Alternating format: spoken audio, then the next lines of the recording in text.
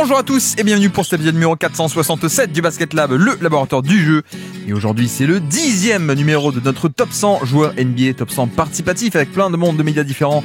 On arrive pile à la mi-série avec aujourd'hui Jérémy de QI Basket.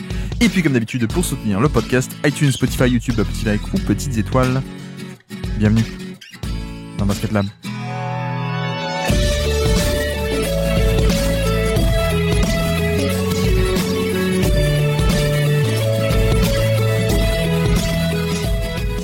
Et donc, on se retrouve aujourd'hui pour ce 10e numéro déjà. On est arrivé à mi-série, le 10e numéro sur 20 de notre série, le top 100 joueurs NBA 2025, avec aujourd'hui un habitué et quelqu'un qui doit être à peu près le seul Marseillais à pas savoir que l'OM a battu le PSG il y a quelques jours. C'est Jérémy.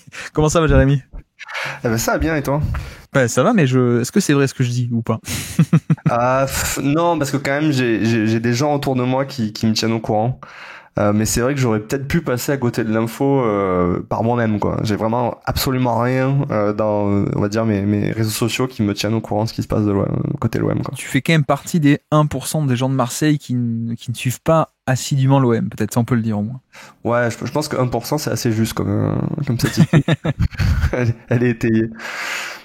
Bon, Jérémy, évidemment, le grand boss de QI Basket, bien entendu, la secte de Nikola Jokic, c'est comme ça qu'on l'appelle aussi, hein, ce site, ce média d'ailleurs, pas que site, puisque justement c'est un média. Les podcasts, vous avez été assez actifs cet été au niveau production audio. Bah, disons que si on compare au Basket Lab, pas vraiment, mais par rapport à nos standards, ouais, on a quand même 8-10 épisodes qui sont sortis pendant l'été, ouais. Que vous avez publié, notamment c'est un peu des classements ou des drafts, que vous avez fait un peu tout l'été en mode rétro.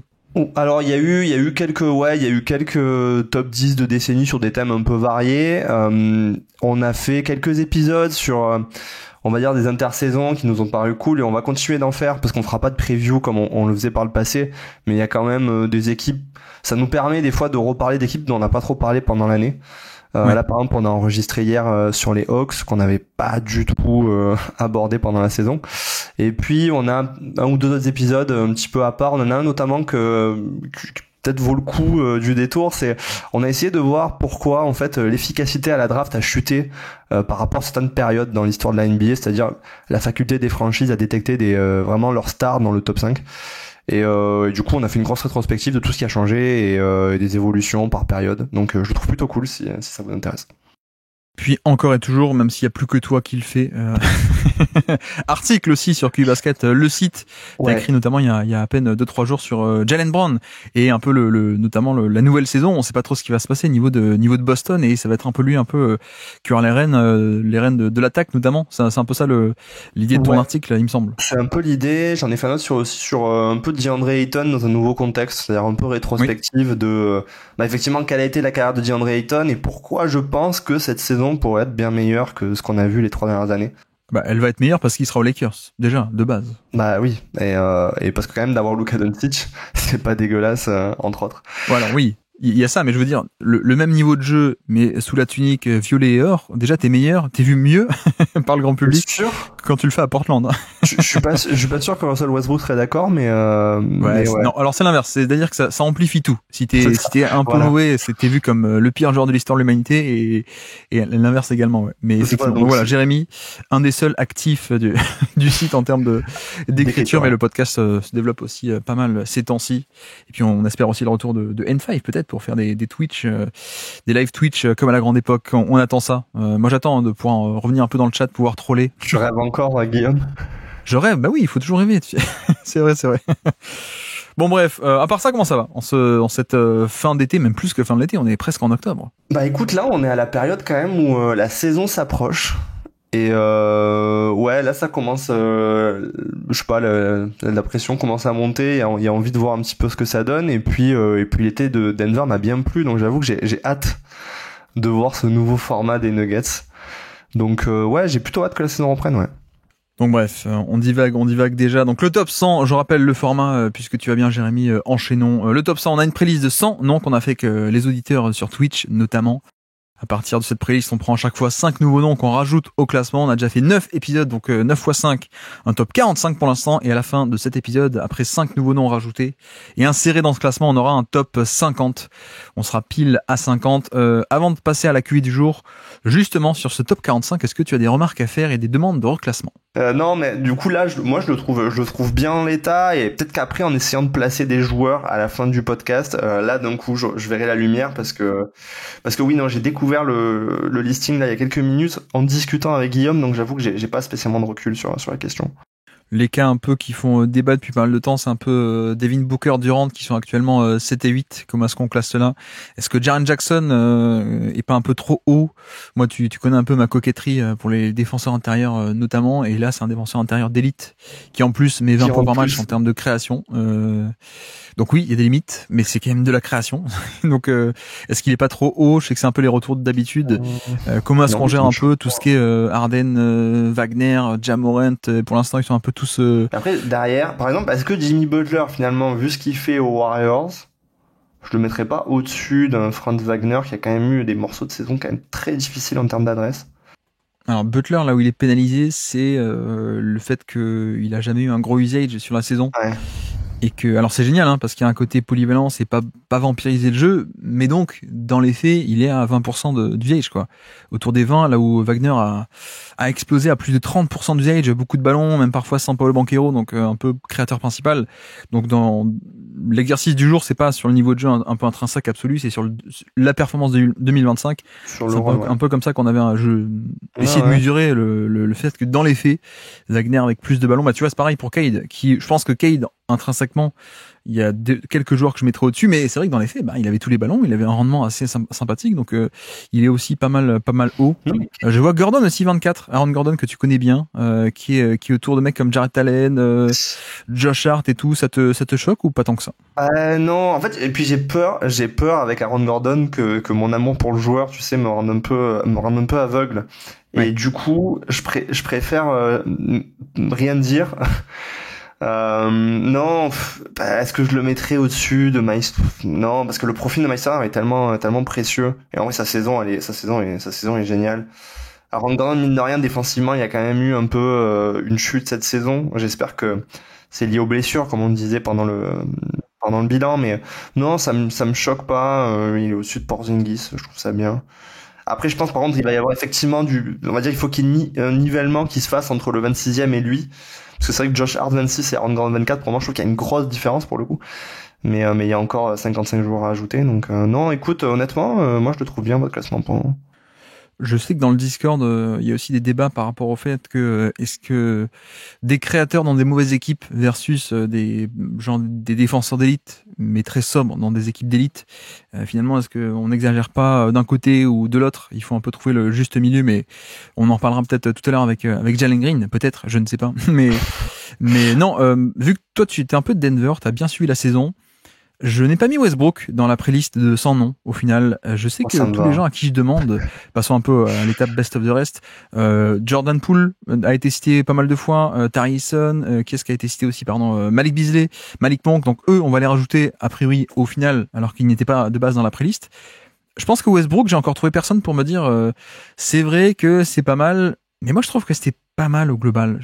Toi qui étais de Denver, alors, qu'est-ce que... J'ai l'impression que son début de saison est vraiment pas mal. Ouais. Son début de saison est vraiment pas mal. Le truc, c'est que le retour de blessure, je trouve qu'il est énormément responsabilisé en termes de minutes, alors que clairement c'est beaucoup moins bien. Et je pense qu'aussi on lui tient un peu rigueur de, mine de rien, de sa fin de playoff qui pour le coup est désastreuse. Ouais. Et qui du coup rappelle un peu les mauvais moments de Westbrook, et donc c'est un peu ce qu'on en retient. Je sais pas qui sera le 100e, tu vois, dans votre classement, mais c'est vrai que la première partie de saison quand même il fait des choses plutôt sympas, et mine de rien il contribue quand même à mettre Jokic en valeur, hein. C'est le meilleur passeur, je pense, que Jokic ait eu depuis longtemps. Il lui offre quand même pas mal de points faciles, donc je pense que c'est à mettre en perspective. Je sais pas qui est votre 100e, mais oui, il mérite une mention, je pense. Manque de respect pour Will Barton, ça m'étonne de toi, Jérémy. Ou pas du tout, ouais. Au contraire. C'est juste qu'il voulait pas, Will Barton, mais sinon il aurait pu, ouais. Pour moi, il y a un peu cette idée, mine de rien, que tu vois, sur la saison, il fait quand même 28 minutes par match, et que c'est pas que le mec qui sortait du banc et qui faisait 2-3 cuts et on se disait c'est cool quoi. Tu vois, on parlait un peu de Gordon qui a été blessé. Il a été quand même titulaire pas mal de temps cette saison. Quand Gordon était blessé, quand Jamal Murray aussi était blessé, et je pense pas qu'on était sur un rôle mineur, alors que ça faisait quand même 2-3 ans qu'on était sur un rôle plutôt mineur ou majeur par moment. Mais j'ai trouvé qu'on avait un vrai joueur de rotation. Alors oui, ça a un peu explosé en playoff, mais comme beaucoup de joueurs de ce profil, c'est-à-dire que la défense, c'est beaucoup de paris, et pas de shoot en fait. C'est pour moi la différence Denver OKC, c'est que Clippers et OKC, c'est juste que Clippers a rentré tous les tirs rentrés, et que OKC c'est revenu à la normale quoi. Mais tu vois, pour moi on était quand même au-delà du joueur de simple sortie de banc sympathique quoi. Je trouve qu'on avait un vrai rôle de demi titulaire ou 3/4 titulaire presque en fait. D'autant que il a quand même un impact, je trouve, même sur le style de jeu qui est joué, c'est-à-dire que le fait que Denver progresse en transition à ce point, c'est pas que de son fait, mais c'est aussi en partie de son fait. Je pense que Christian Braun et lui ont joué un gros rôle là-dedans. Donc oui, effectivement, c'est pas juste un role player qui s'intègre par moment sur certaines situations de jeu, c'est un joueur qui, on va dire, contribue à l'identité de jeu de l'équipe sur la saison. Donc en cela, oui, c'est pas un joueur mineur dans l'équipe. Après, le problème, c'est qu'il coûte très cher sur la fin de saison, mais entre le shoot qui rentrait mieux, etc., il y avait quand même du bon. Ouais. Et puis tu parles aussi de la transition offensive. Je pense qu'il coûte aussi un peu de points sur la contre-attaque défensive qui s'est un peu effondré cette saison. Oui. Mais non, mais voilà, moi je l'aime bien. J'aime bien la candidature. Je parle pas d'être top 20 ou top 30 comme à l'époque, évidemment. Et c'est peut-être là où il y a, je vais pas dire un biais, mais voilà, on l'a connu tellement haut que peut-être on se dit mais non, c'est bon, ça vaut plus rien ou c'est plus à ces standards-là. Mais je me dis, tu vois, par rapport à des noms de fin de classement entre 80 et la 100e place, je pense qu'il ferait pas tâche. En tout cas, moi, une évaluation positive de sa saison, pour moi, pourrait aller taper dans le top 100. Une évaluation un peu plus modérée ou négative sur certains points, d'accord, il sera peut-être 112e. Mais ok, très bien. Mais c'est vrai que le problème, c'est aussi qu'il a été tellement clivant déjà à l'époque où il était tout en haut. Oui, que maintenant qu'il est en bas, on va vraiment lui faire payer beaucoup plus cher ses lacunes et tout ce qui est mauvais chez lui. Donc c'est possible que le biais aujourd'hui soit extrêmement négatif et qu'il y ait plus assez pour compenser quoi. Donc je ne suis pas fou alors, c'est ça, tu me dis que je suis pas totalement fou. Il y a peut-être un truc. Non, mais après c'est juste que encore une fois, je sais pas, tu vois, qui va être tout en bas, donc j'ai du mal à faire le comparatif, mais Bah tu vois là, parmi les gens qu'on a déjà classés qui devraient être un peu en bas, il y a du Horford, que t'es quand même pas mal, Horford, DiVincenzo, qu'est-ce qu'on a classé aussi tout en bas, mince, Jabari Smith, tu vois, Dylan Brooks, bon c'est bien Dylan Brooks, mais c'est pas la folie non plus, PJ Washington, qui fait une saison pas folle offensivement non plus, donc après, je sors aussi de scouting là où j'ai fait pas mal d'observations sur les matchs contre Wembanyama où en fait il est quand même très cool en défense sur Wemby en premier rideau. En défense sur Wembanyama, c'était improbable. Ouais. Il lui a fait, je pense, en 2 matchs, il a dû lui provoquer quasiment 20 interceptions au niveau de la défense. Il était en défense sur Wemby, mais bref, ok. Donc je note, avançons. La QV du jour, tu as eu la chance de recevoir cette QV. C'est toi qui as LeBron James aujourd'hui. Tu as aussi du Julius Randle, du Ivica Zubac, du Jalen Green et du Evan Mobley. Donc plutôt une QV assez dense pour le coup que tu as reçu cette année. Question habituelle avant qu'on les classe petit à petit, qu'on en parle en détail. Ces 5-là entre eux, premier G, comment est-ce que tu les classes ces 5-ci d'abord dans un premier temps?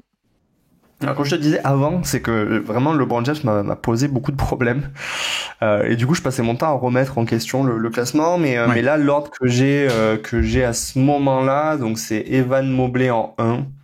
Ok. J'ai mis Julius Randle, non j'ai mis LeBron en 2 pour le moment en fait, je savais pas. Et Julius Randle 3, en 4 Zubac et en 5 Jalen Green. Mais pas évident parce que même Zubac à un moment donné je me suis dit est-ce que je le mets pas 2 donc voilà, je les ai classés comme ça, mais je suis même pas sûr de les classer comme ça dans ton classement à la fin, tu vois, donc voilà. Et quand je pense que c'est moi qui me fais taxer de anti-Lakers sur les réseaux, les fameux réseaux. Non, moi j'avais LeBron en 1 quand même, encore. Ok. Mobley en 2, mais je pense qu'on va en discuter. Le cas Mobley est assez intéressant. Et je pense que 2-3, Evan Mobley, Zubac, peut-être pas si loin que ça. Randle en 4, mais en fait c'est un 4 qui dans certaines QV pourrait être 2, j'ai l'impression, Randle. Et puis Jalen Green en 5. Puis plutôt de Julius Randle, je trouve, c'est que si tu prends l'ensemble de la saison, je suis d'accord, mais il a quand même une situation de départ qui est beaucoup plus compliquée, je trouve, que les 4 autres. Oui. Et le point où il arrive à la fin est quand même, je trouve, extrêmement haut. Donc du coup, je l'ai mis 3 pour ça. Eh bien alors justement, parlons-en. On a fait un premier jet, mais en discutant et en le classant, en les classant de manière organique, on va s'y retrouver. Donc premier joueur du jour, si tu veux bien, allons sur Julius Randle directement. Je te fais le topo. 32 minutes par match pour Julius, 69 matchs également. Quasiment 19 points, 5 passes et 7 rebonds, c'est pas mal. 25% d'usage aussi, donc un plutôt bon volume d'utilisation. Plus 3% d'efficacité relative à la moyenne, donc c'est pas mal aussi d'avoir un Randle efficace. C'est pas tout le temps, mais là c'est très bien. Pour te lancer, on est vraiment sur une saison presque, j'ai envie de dire, un peu surprise, parce qu'on s'attendait pas à ce que le fit soit aussi bien après le trade 4 Randle. Bah, c'est ça, c'est que au moment où le trade est annoncé, il y a quand même un gros scepticisme qui est généralisé et qui vient pas de nulle part. C'est que t'es dans une équipe des Wolves qui, mine de rien, perd Karl Anthony Towns. Une équipe qui, avec Karl Anthony Towns et Anthony Edwards, c'est quand même que le 17e offensive rating de la ligue, donc en 2023-2024. Et là, tu perds le spacing qui était quand même crucial dans le jeu de 4, parce qu'il t'apporte ce shoot à 3 points. Et tu le remplaces par Julius Randle, qui lui, pour le coup, est un shooter qui peut avoir des bas extrêmement bas. Et même si on se dit, ok, il y a une part de création dans le jeu de Julius Randle, et notamment de création face au panier qui fait défaut à cette équipe des Wolves, mine de rien, la synergie entre Gobert et lui, elle est pas évidente, quoi. C'est-à-dire que tu te dis, ouais, il va y avoir des moments où la raquette, elle va être inaccessible parce que t'es pas obligé de défendre sur Randle au large et que, Gobert, c'est Gobert, quoi. Et le début de saison, je trouve qu'il appuie un peu scepticisme, c'est-à-dire que quand il arrive, clairement, la synergie avec Gobert, elle est absente. Lui, il alterne des matchs où des fois il force les choses et d'autres où il est assez transparent. Et effectivement, ce qui ressort, c'est que quand tu mets Gobert et Randle sur le terrain ensemble, t'as un offensive rating de 110.8, quoi. Donc c'est un peu effrayant. Et puis il y a un déblocage après. Mais c'est vrai que toi, déjà sur le début de saison, t'en avais pensé quoi? Moi, au niveau du trade, je pensais qu'il y avait un côté presque faire un peu de la place pour Naz Reid. On savait qu'il allait être free agent, etc. Donc je m'étais dit, tu prends Randle parce que c'est un contrat plus petit. Alors c'est pas que Randle, en plus tu vois, c'était Randle et DiVincenzo. Donc pour moi c'était un côté gagner en flexibilité, un contrat qui était à 50 millions que tu transformes en 35 plus 15, il me semble, de tête. Donc plus facile à échanger. Moi je m'étais dit, il y avait aussi un monde où en fait on était là un peu pour faire du resell, quoi, de la revente, où on prend Randle, on le booste un peu et on le revend. Et parce que en fait le vrai plan c'est de mettre Naz Reid, voilà, de passer de 4 à Naz Reid en à peu près quelques mois. Et j'étais un peu surpris de à quel point sur la saison il était bon, et surtout à quel point les Wolves on voulait s'appuyer sur sa création. Et je dis pas ça de manière négative, au contraire, à quel point en fait la création a été cool chez lui, parce que tu retrouvais un peu ce côté non pas monstre à deux têtes, mais création de Edwards d'un côté, et de l'autre côté aussi l'autre créateur principal, ça a été Randle, quoi. Et ça je m'attendais pas forcément à ce qu'on ait autant besoin de lui. En même temps, je suis un peu moins surpris parce que déjà, moi, ironiquement, je faisais des comparaisons en 2024 entre les Knicks et les Timberwolves avant qu'il y ait cet échange. Et voilà, il y avait un peu ce côté, le profil relativement similaire de Kat était aussi un peu parfois un point de fixation au poste bas pour créer, pas forcément pour faire des merveilles. Mais Randle, pour le coup, il faisait déjà ça au Knicks à côté de Brunson, et là, il fait un peu pareil. C'est-à-dire que presque le truc que t'as pas envie qu'il fasse, c'est que quand il est au poste bas, il shoot. Mais par contre, c'est toujours un match-up assez intéressant, parce qu'en fait c'est un mismatch sur pas mal de monde. Face à des plus petits, il va démarrer un peu en face-up, dos au panier justement pour un peu enfoncer. Face à des plus lents, il peut aussi attaquer de manière un peu différente, initier l'attaque face au jeu. Donc t'as un peu ce côté toujours où il va arriver à mobiliser des aides, des stunts, des prises à deux. Et à partir de là, c'est la configuration où j'adore le plus Randle, c'est quand le passing se débloque, en fait. Parce que sur le shoot en soi, c'est pas mal, il peut les mettre, mais c'est jamais non plus la folie, tu vois. Alors que quand il y a prise à deux, là je me dis, c'est cool, il va y avoir passing, extra passe, et potentiellement un très bon tir au bout, quoi. Bah c'est ça, et c'est vrai que je trouvais que dans la première partie de saison, alors moi ce que j'ai fait, c'est qu'au début j'ai commencé à regarder les Wolves en me disant je suis quand même intrigué de voir ce que ça va donner, parce que moi j'étais un peu comme toi, on avait fait un podcast juste avant la saison avec lui pour se dire bah justement ce train on en pense quoi, et on était arrivé à la conclusion, on s'était presque dit en fait tu vas garder Donte DiVincenzo, étant à la trade deadline tu bazardes déjà Julius Randle, parce que ça peut prendre, mais quand même les chances sont assez infimes, et donc même si la création paraissait intéressante, le fit avec Gobert paraissait tellement contre-intuitif que on avait un peu du mal à y croire. Et je trouvais que le début de saison donnait un peu cette impression-là, et que d'un coup il y a eu comme un déblocage à partir de janvier. Était du coup soit dans un rôle de vraiment de 5, soit associé à Naz Reid, et là du coup dans un spacing beaucoup plus optimal, il y avait tout ce que tu disais, tu vois, ce côté soit créateur principal, soit ce créateur de seconde chaîne qui va recevoir la balle à 45, qui va attaquer. En fait il a tellement de gravité quand il attaque le panier comme ça, que effectivement son jeu de passe est suffisant pour générer beaucoup d'opportunités.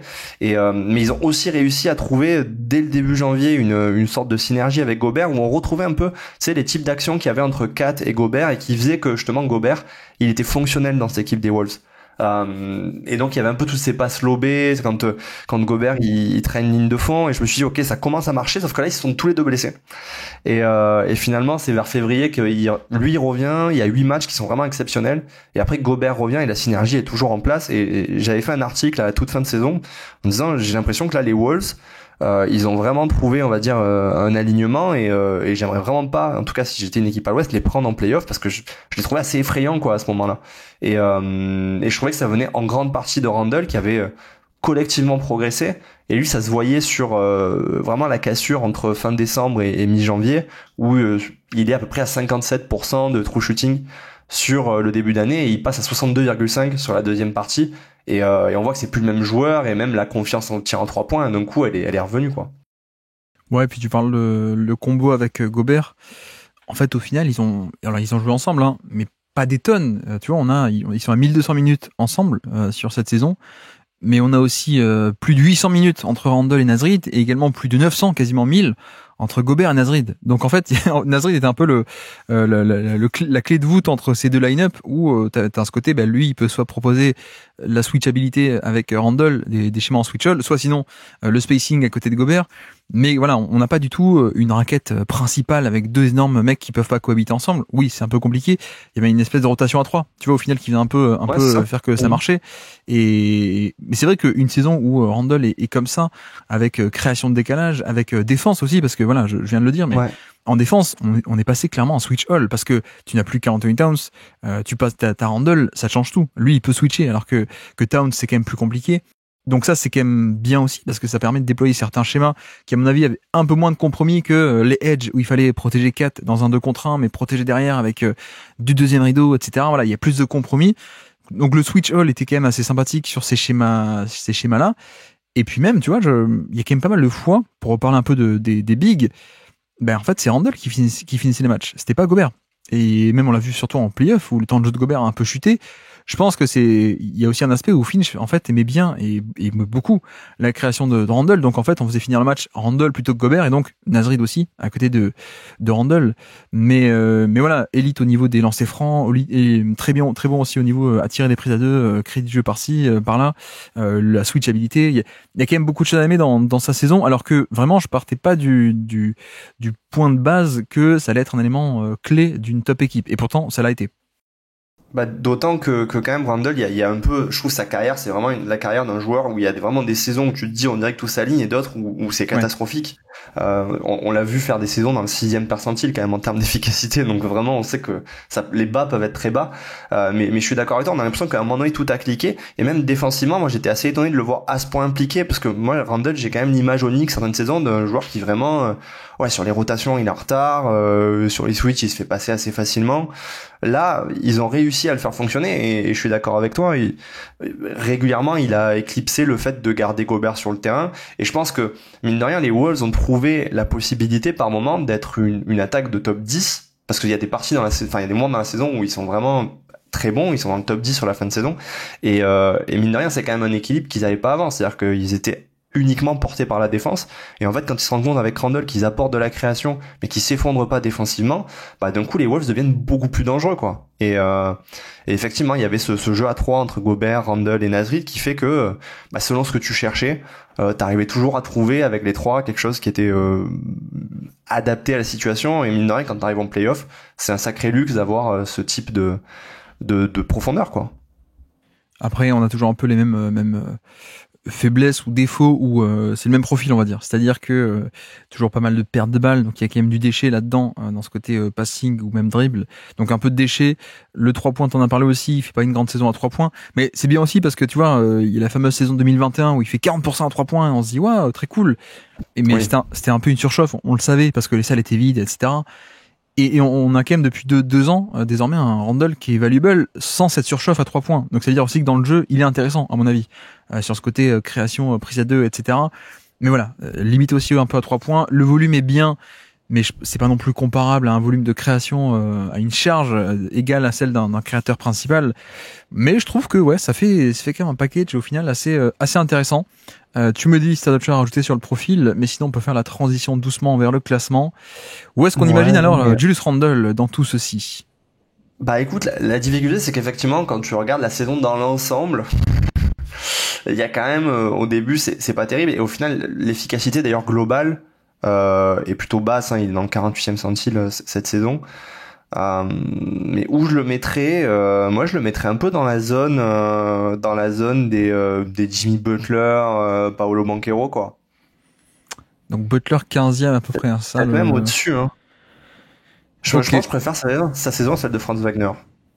Donc je pensais que t'allais taper zone Aaron Gordon, mais non. Mais finalement il y a quand même la création offensive. Je me suis un peu emballé sur la saison de Julius Randle, j'en suis conscient. Donc Ah non, mais pas forcément. Je m'attendais à ça, mais pour moi c'était un peu justement un peu la fourchette basse. C'était à peu près ce groupe de joueurs qui sont des top role players, mais pas créateurs.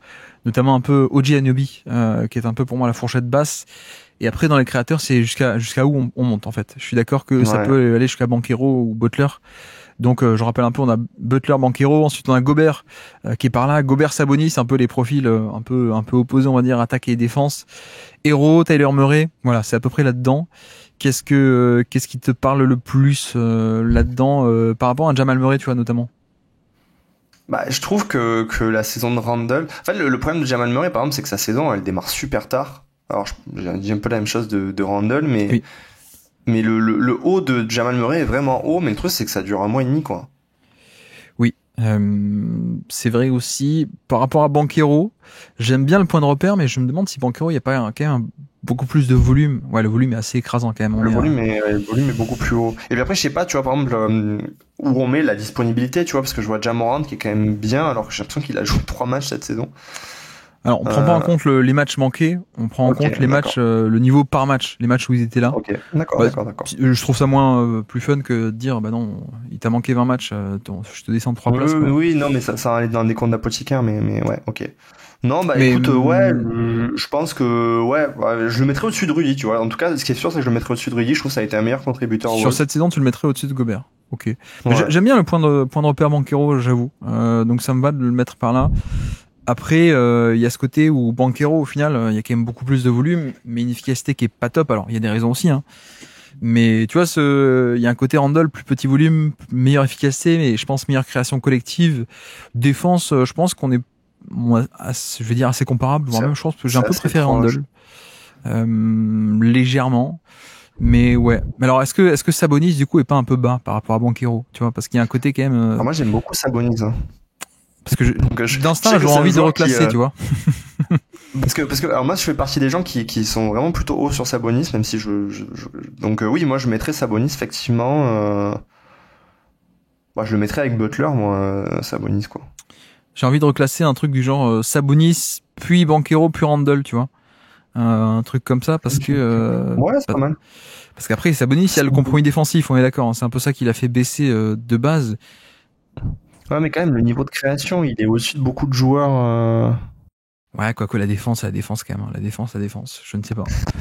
Bon, on est à peu près dans ce groupe. Mettons-le là. Dans ce groupe, après, franchement, comme tu le sens, Guillaume. Bon, on le met là alors. On le met entre Banchero et Sabonis. Allez, et comme ça, il est à côté de Gobert en plus. Ça me va. Très bien. Faisons comme ça. Et donc, petit quiz pour terminer. Je ne te prends pas par surprise. J'avais oublié. Ah si, t'as oublié. L'année dernière, j'ai été catastrophique. Hein. Oui, chers auditeurs, même les grands habitués qui ont fait 14 000 fois ce format, ils sont surpris. Mais j'ai voulu l'oublier, parce que d'habitude, je me sentais pas mal, mais celui de l'année dernière, j'ai été lamentable. Nous sommes le 21 novembre 2024. Qui est sur le terrain au moment de ces actions marquantes, ultra marquantes de la saison? C'est un dunk contre les Toronto Raptors. Tout le monde se souvient de ce dunk, une action de la saison. Qui est sur le terrain, Jérémy, au moment du dunk, 21 novembre 2024? Alors, Anthony Edwards. Pas sur le terrain présentement. Comment ça, pas sur le terrain présentement? Pas au moment du dunk, je veux dire. Ah ouais? Ok. Ouais. Mike Conley? Non plus. D'accord. Ok, très bien. Ça part mal cette histoire. Bon bah je vais dire Randle parce que j'imagine quand même qu'on parle de Randle donc. Randle est sur le terrain. Alors il y a un mec, il est très bon alors que son prénom, on dirait que c'est l'inverse.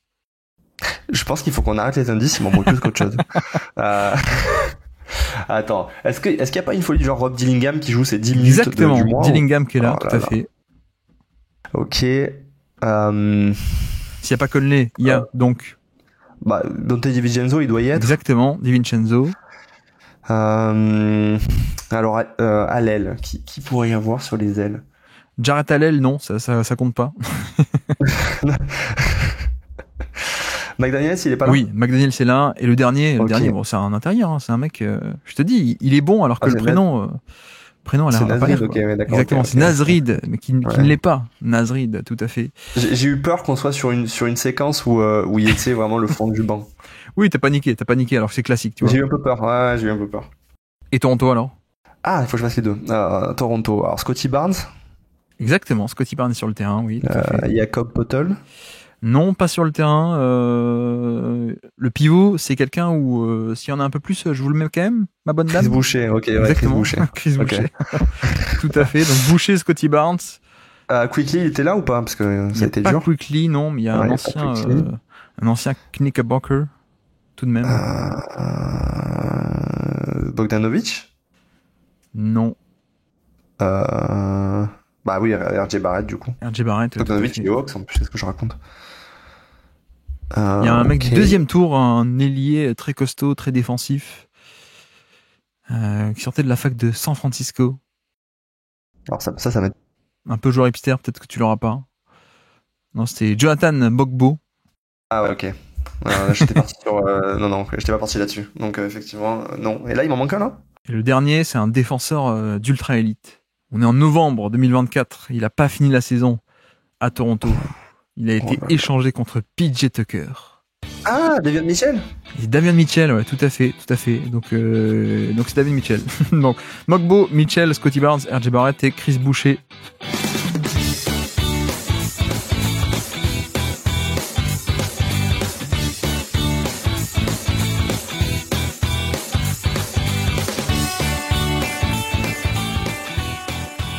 Ivica Zubac, tiens, passons sur Zubac, 33 minutes par match, en moyenne 80 matchs cette saison, 17 points, quasiment 13 rebonds également de moyenne, c'est pas mal.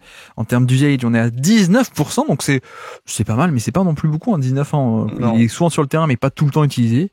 Mais efficacité à plus 11% relatif à la moyenne, c'est excellent, mais sur un poté volume, on vient de le dire. Pour te lancer, on est quand même sur une saison, on va pas dire de la révélation, mais une saison où il a dû prendre des ballons, et on a eu peut-être sa meilleure saison NBA en carrière, à mon avis. Alors oui, mais le truc moi c'est que offensivement j'ai pas été étonné de voir la production supplémentaire. Ouais. On savait qu'avec l'absence de Kawhi, on allait avoir une usage en hausse et je pensais que même il serait même plus haut que ça, tu vois, quand ça a fini à 19, je me suis dit ah ouais, je m'attendais plus à un 22-23 parce que avec James Harden pour te nourrir normalement je pouvais imaginer plus. Moi, c'est défensivement que la saison m'a vraiment choqué. Je sais pas si j'avais jamais réalisé à quel point c'était un bon défenseur ou si vraiment il a fait un bond quand même assez saisissant cette année. Mais en fait, je sais. En fait, on a fait un podcast justement, je disais sur les stéréotypes notamment qu'on peut avoir à la draft. Et tu vois, je pense que on est sur un cas où Zubac, en fait, il y a un tel héritage de pivots qui ont un peu le même morphotype que lui, qui sont des mauvais défenseurs, que je le voyais comme un défenseur, ok, mais pas à ce point impactant. Et c'est vrai que, en fait, il a quand même toute la panoplie, quoi. Oui, je t'avoue que je pense que, enfin, moi, j'ai toujours été fan de ce profil-là.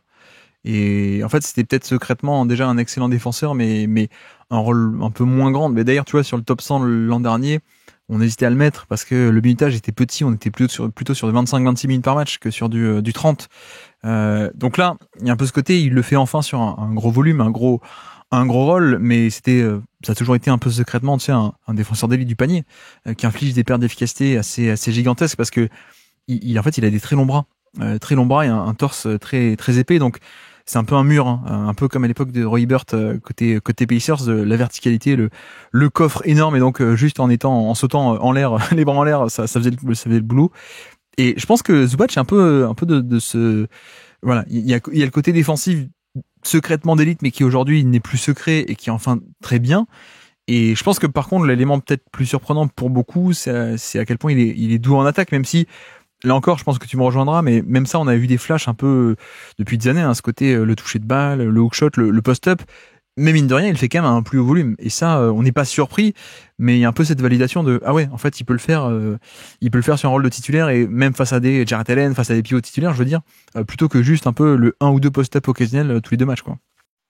Bah clairement, y a eu tout le jeu sur pick and roll, et sur le post-up, moi je le trouve assez impressionnant parce que c'est pas juste du post-up où ok, il y a un mismatch et t'y vas. Je veux dire, il peut aussi le faire contre des pivots, et c'est quand même létal, quoi. C'est-à-dire que quand tu regardes les post-up par exemple cette année, chez les joueurs qui en prennent un certain volume, tu vois, au moins de 2-3 par match, à part Jokic qui est devant, il y a Jokic, Zubac et bon, Valanciunas, mais mine de rien, ça positionne quand même l'efficacité du joueur, quoi. Ça, on est à plus de 60% sur le post-up. Mais c'est vrai que par exemple, quand vous avez fait avec Azad en début de saison dernière les over-under, moi c'est vrai que j'étais très over sur le cas Zubac parce que je me disais effectivement il est dans la situation idéale pour montrer son jeu offensif. Donc je suis pas étonné de ce point de vue-là. Ouais, comme je disais, c'est vraiment sur l'aspect défensif où oui, j'avais pas réalisé qu'il pouvait à ce point intimider défensivement. J'avais pas réalisé à quel point même sur l'homme, tu vois, il était fort. C'est-à-dire que à tel point qu'il y a un déni de ma part, je pense, c'est que même quand la série contre les Nuggets s'apprête de démarrer, je suis extrêmement serein sur la défense qu'il va mettre en place sur Jokic, et en fait il tient toute la série, ce qui est quand même assez rare, quoi. Donc ouais, il a je trouve les deux pans, c'est-à-dire autant la défense collective où bah, c'est un très bon protecteur d'arceau, mais aussi la défense sur l'homme où je m'attendais pas à ce qu'il soit aussi bon, quoi. Pour dire au niveau de la perte d'efficacité infligée au panier, minimum 5 tirs défendus au niveau du cercle. Il est à combien? Il est à quasiment moins 9% de perte d'efficacité infligée au panier.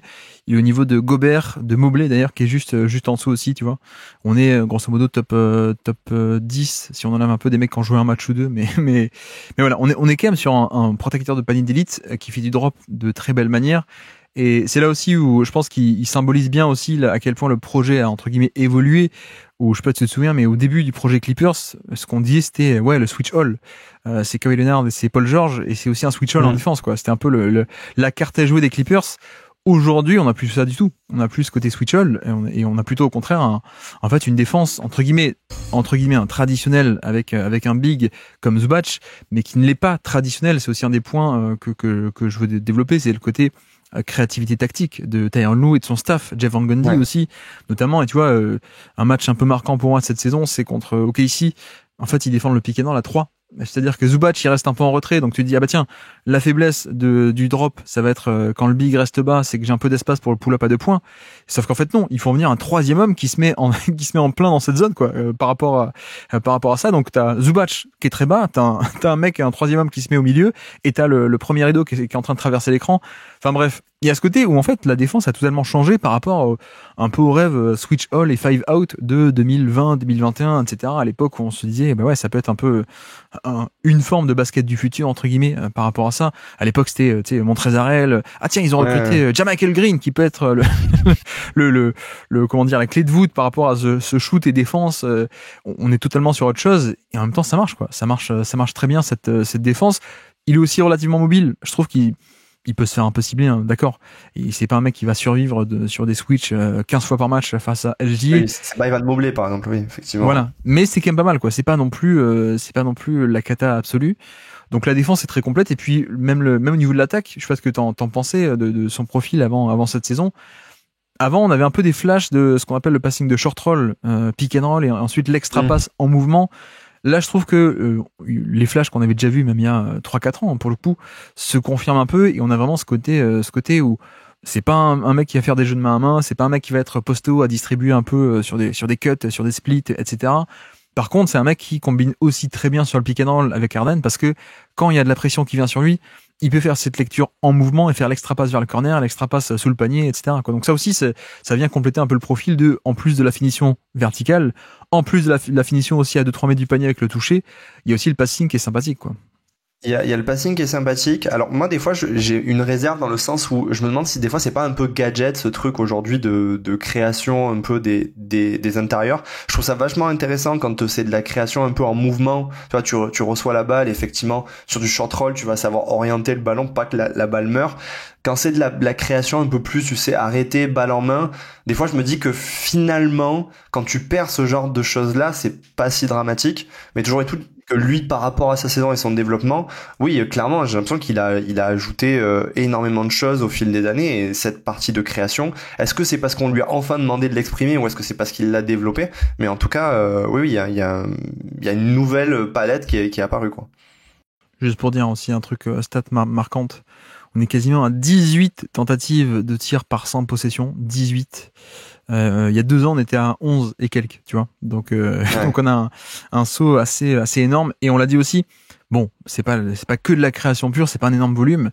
On a aussi une splendide efficacité, hein. On est à 111 de true shooting plus, donc plus 11% relatif à la moyenne.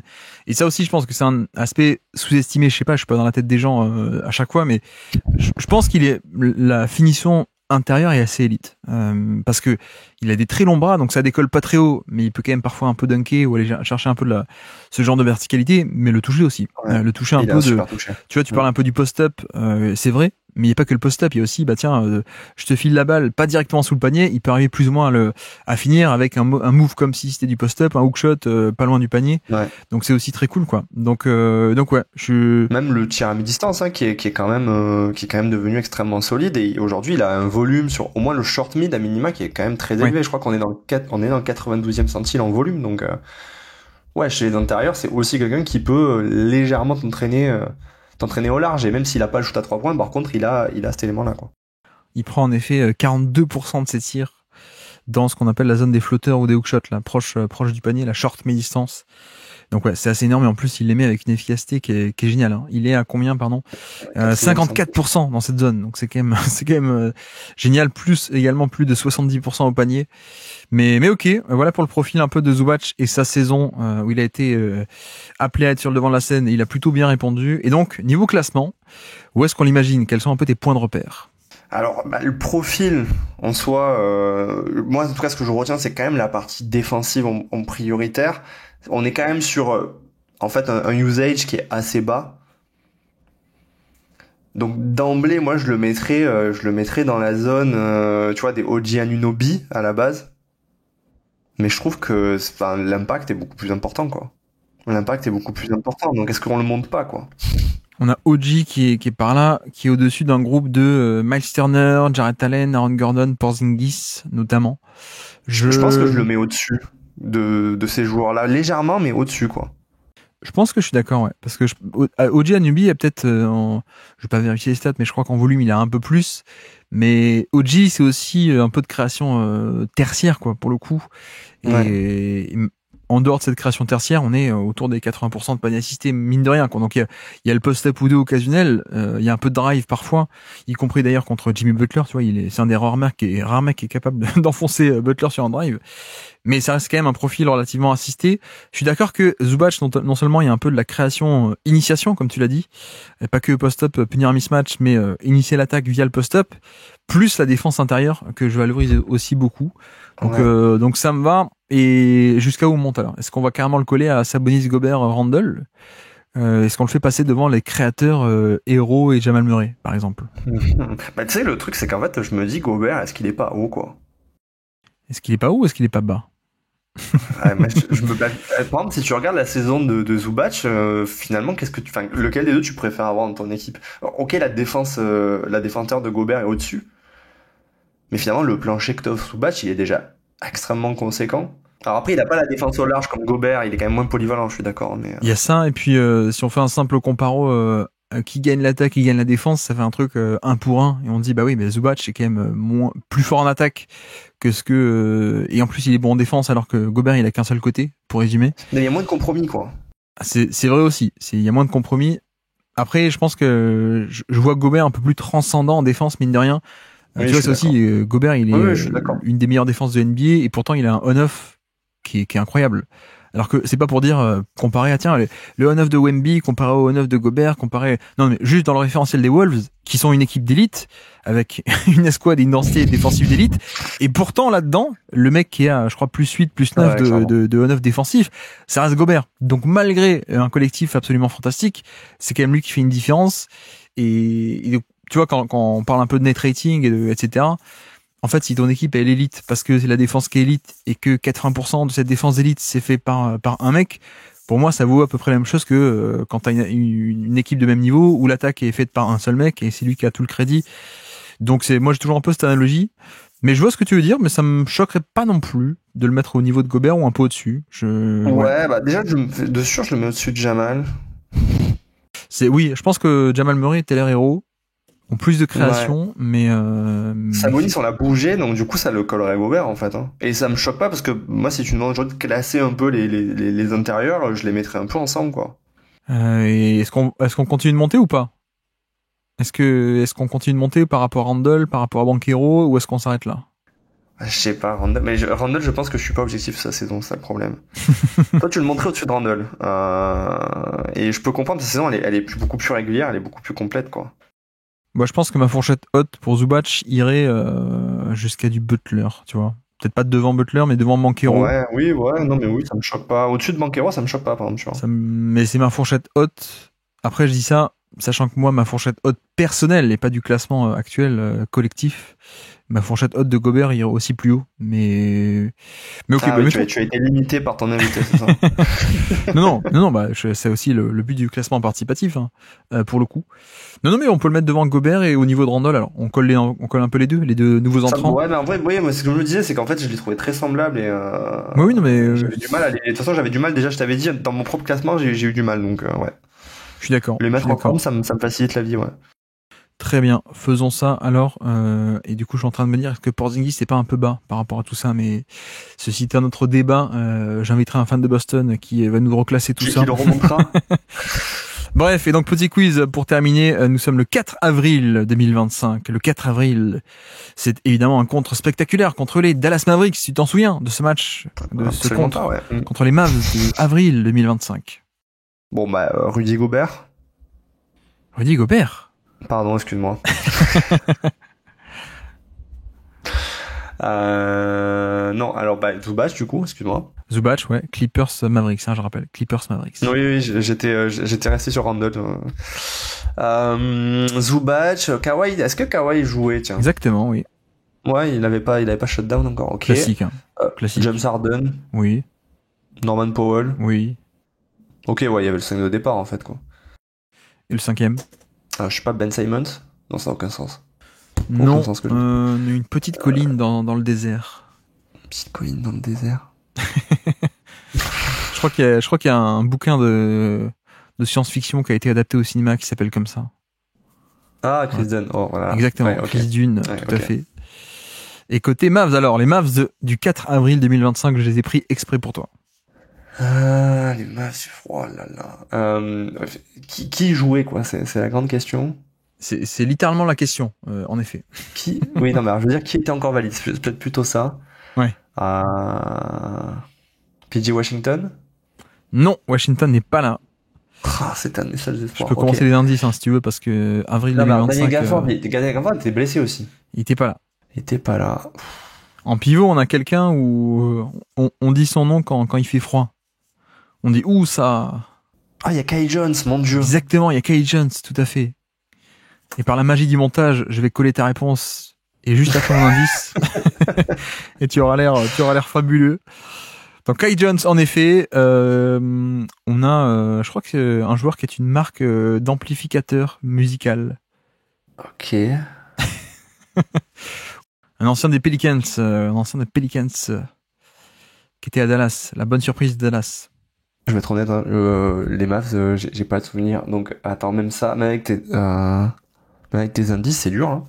Ancien des Pelicans qui a signé pour pas cher à Dallas, qui a été génial, qui a mis plein de flotteurs, qui était un ailier défensif, mais qui en fait il est arrivé, il a mis des flotteurs, il a été point forward, on s'est dit ah bah tiens, c'est quand même fou. Ouais, mais j'avais tellement shutdown, je pense, les Mavs que je vois pas. Les amplificateurs Marshall et donc. Oui, Najee Marshall, c'est vrai. Najee Marshall, ouais. Exactement. On avait quelqu'un qui a fait 4 ou 5 passages à Dallas, je pense. Ancienne superstar des Brooklyn Nets. Ouais, là franchement, je suis dans les cordes, là. Ah, t'es en panique totale. Ah, non, mais surtout que vraiment, tu sais, dans ma tête, il y a un genre c'est blanc, quoi. Il y a pas de nom qui apparaissent, il y a aucun... Un ancien meneur il a fait du Détroit au tout début, ensuite Brooklyn, avec Kenny Atkinson. Non, mais Spencer Dinwiddie. Spencer Dinwiddie, exactement. Dinwiddie, Najee Marshall. Ouais. Kai Jones, quelqu'un qui est arrivé en échange d'un joueur des Mavs aussi, il est arrivé en échange, il était dans une bonne équipe à la base. Il a un frère jumeau en NBA. Ah oui, attends, non, il y a un Zeller ? Non, Zeller, c'est pas Zeller. Non. Non, puis là quand même, ça fait un moment qu'ils sont Miami. De Miami. Alors attends. Et je suis dramatique. Et parfois il va à la plage, il va à la piscine, il va à la montagne. Tu connais pas cette série de bouquins ? Comment elle s'appelle, la petite fille qui va à la plage ? Attends, il y a un Martin, mais... Exactement, Martin. Caleb Martin. C'est Caleb Martin, tout à fait. Même ça, j'ai du mal. Et le dernier, après le calvaire s'arrête. Mais c'est bon, 4, c'est bien. un jeune qui est arrivé dans le trade avec Anthony Davis. Non mais attends, lui je l'ai quand même. Max Christie. C'est Max Christie, tout à fait. Oh mon Dieu. Ah bah donc, elle était dure celle-là. Ce fut dur. Heureusement que le montage existe. Ouais, le montage, faut qu'il me sauve, là.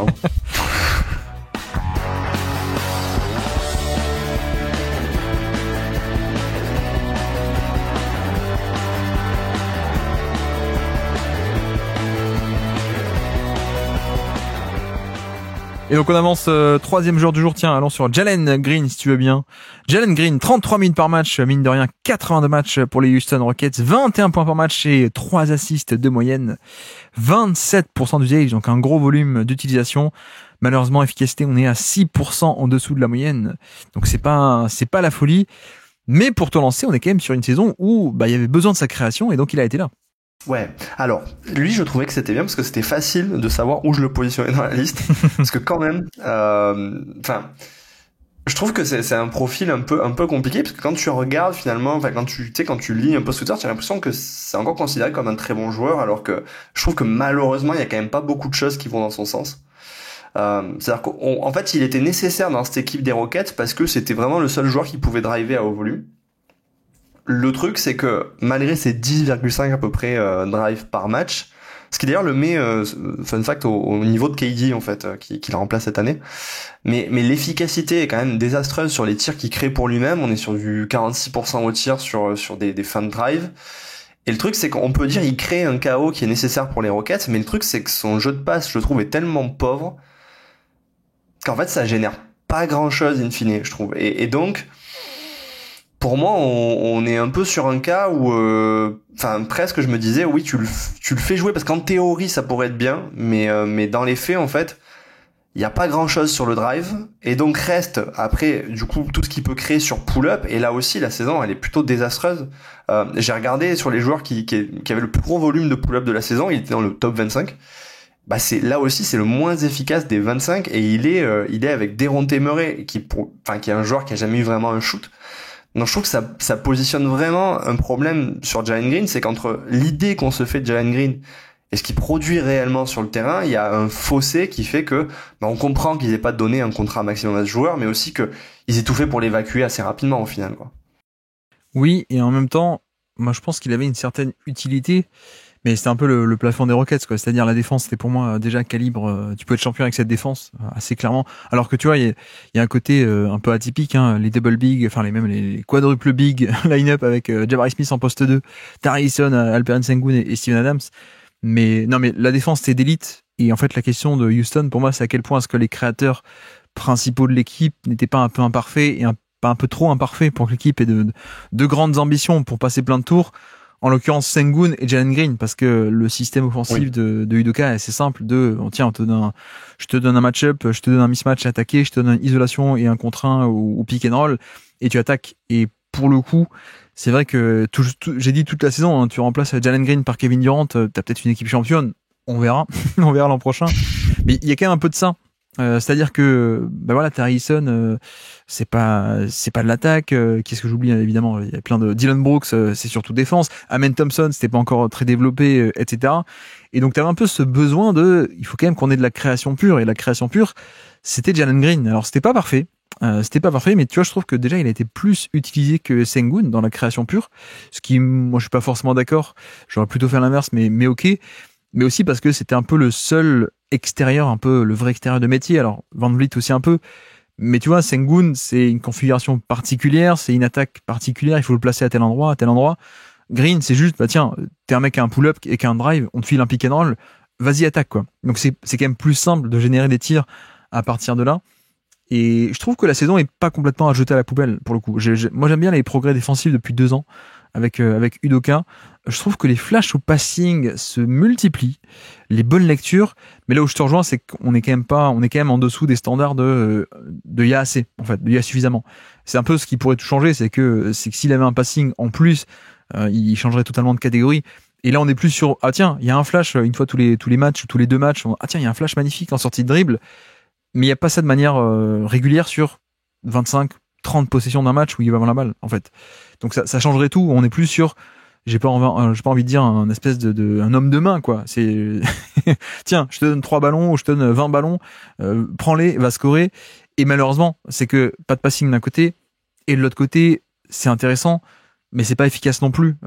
Donc c'est utile dans le contexte des Rockets, parce qu'il fallait bien que quelqu'un les prenne, et c'est pas la cata non plus. Mais mine de rien, on est quand même en dessous de la moyenne NBA en termes de rentabilité sur le scoring. Donc tout ça fait qu'on a un profil qui a été utile, mais qui était loin d'être parfait. Et en termes de valeur, je sais pas trop comment juger ceci, quoi. Entre 2-3 flashs intéressants, entre une défense sympathique, mais c'est pas ça qui fait la différence, et puis un gros volume qui n'a pas un rendu si intéressant que ça au final. Je trouve qu'en plus le problème c'est que oui, c'est par nécessité, du coup c'est ce qu'on disait dès le début, tu te tournes vers lui, mais autant on va dire que c'était un peu acceptable au moment où les Rockets se cherchaient, autant là au moment où ils ont construit une défense qui est une défense de niveau élite, clairement lui offensivement il est sous-dimensionné par rapport aux besoins de l'équipe, et c'est vrai que c'est un peu dur parce que c'est un joueur qui est encore jeune, etc. Mais tout ce côté de il y a des flashs, souvent surtout sur la création, je trouve on peut en rester là, quoi. Donc peut-être que je vais me tromper et qu'à un moment donné, il va vraiment débloquer quelque chose. Mais je sais pas, moi dans son jeu, j'ai pas l'impression qu'il y ait vraiment le potentiel à ce que la création devienne bonne. Et le problème, c'est que ce serait acceptable s'il y avait l'efficacité au scoring. Et là, pour le coup, ça fait quand même 4 ans et elle y est pas. Et je trouve ça un peu inquiétant, quoi. C'est-à-dire, ok, effectivement, il était pas dans une très bonne attaque et donc du coup, c'est plus dur pour lui. Mais il avait quand même un profil de joueur qui... était irrégulier et tu espérais que dans le scoring il devienne régulier, et c'est toujours pas le cas. Donc c'est vrai que les hauts sont quand même très hauts, et ça facilitait tout pour Houston, on le voyait. Je veux dire, le premier match qu'ils gagnent contre les Warriors, c'est un gros match offensivement de Jalen Green, et d'un coup les Rockets paraissent exceptionnels. Mais le problème c'est que effectivement c'était un match sur l'ensemble de la série, quoi, et je trouve que ça représente un peu le joueur, c'est-à-dire que son efficacité, c'est l'efficacité d'un joueur qui est efficace un match sur 3, quoi. Oui, et tu vois, c'est marrant parce que on peut faire un peu le lien avec Randle pour moi. Parce que les deux, tu vois, font une saison offensivement où ils sont sur à peu près, même quasiment le même volume, 2,5 isolations par match, par exemple.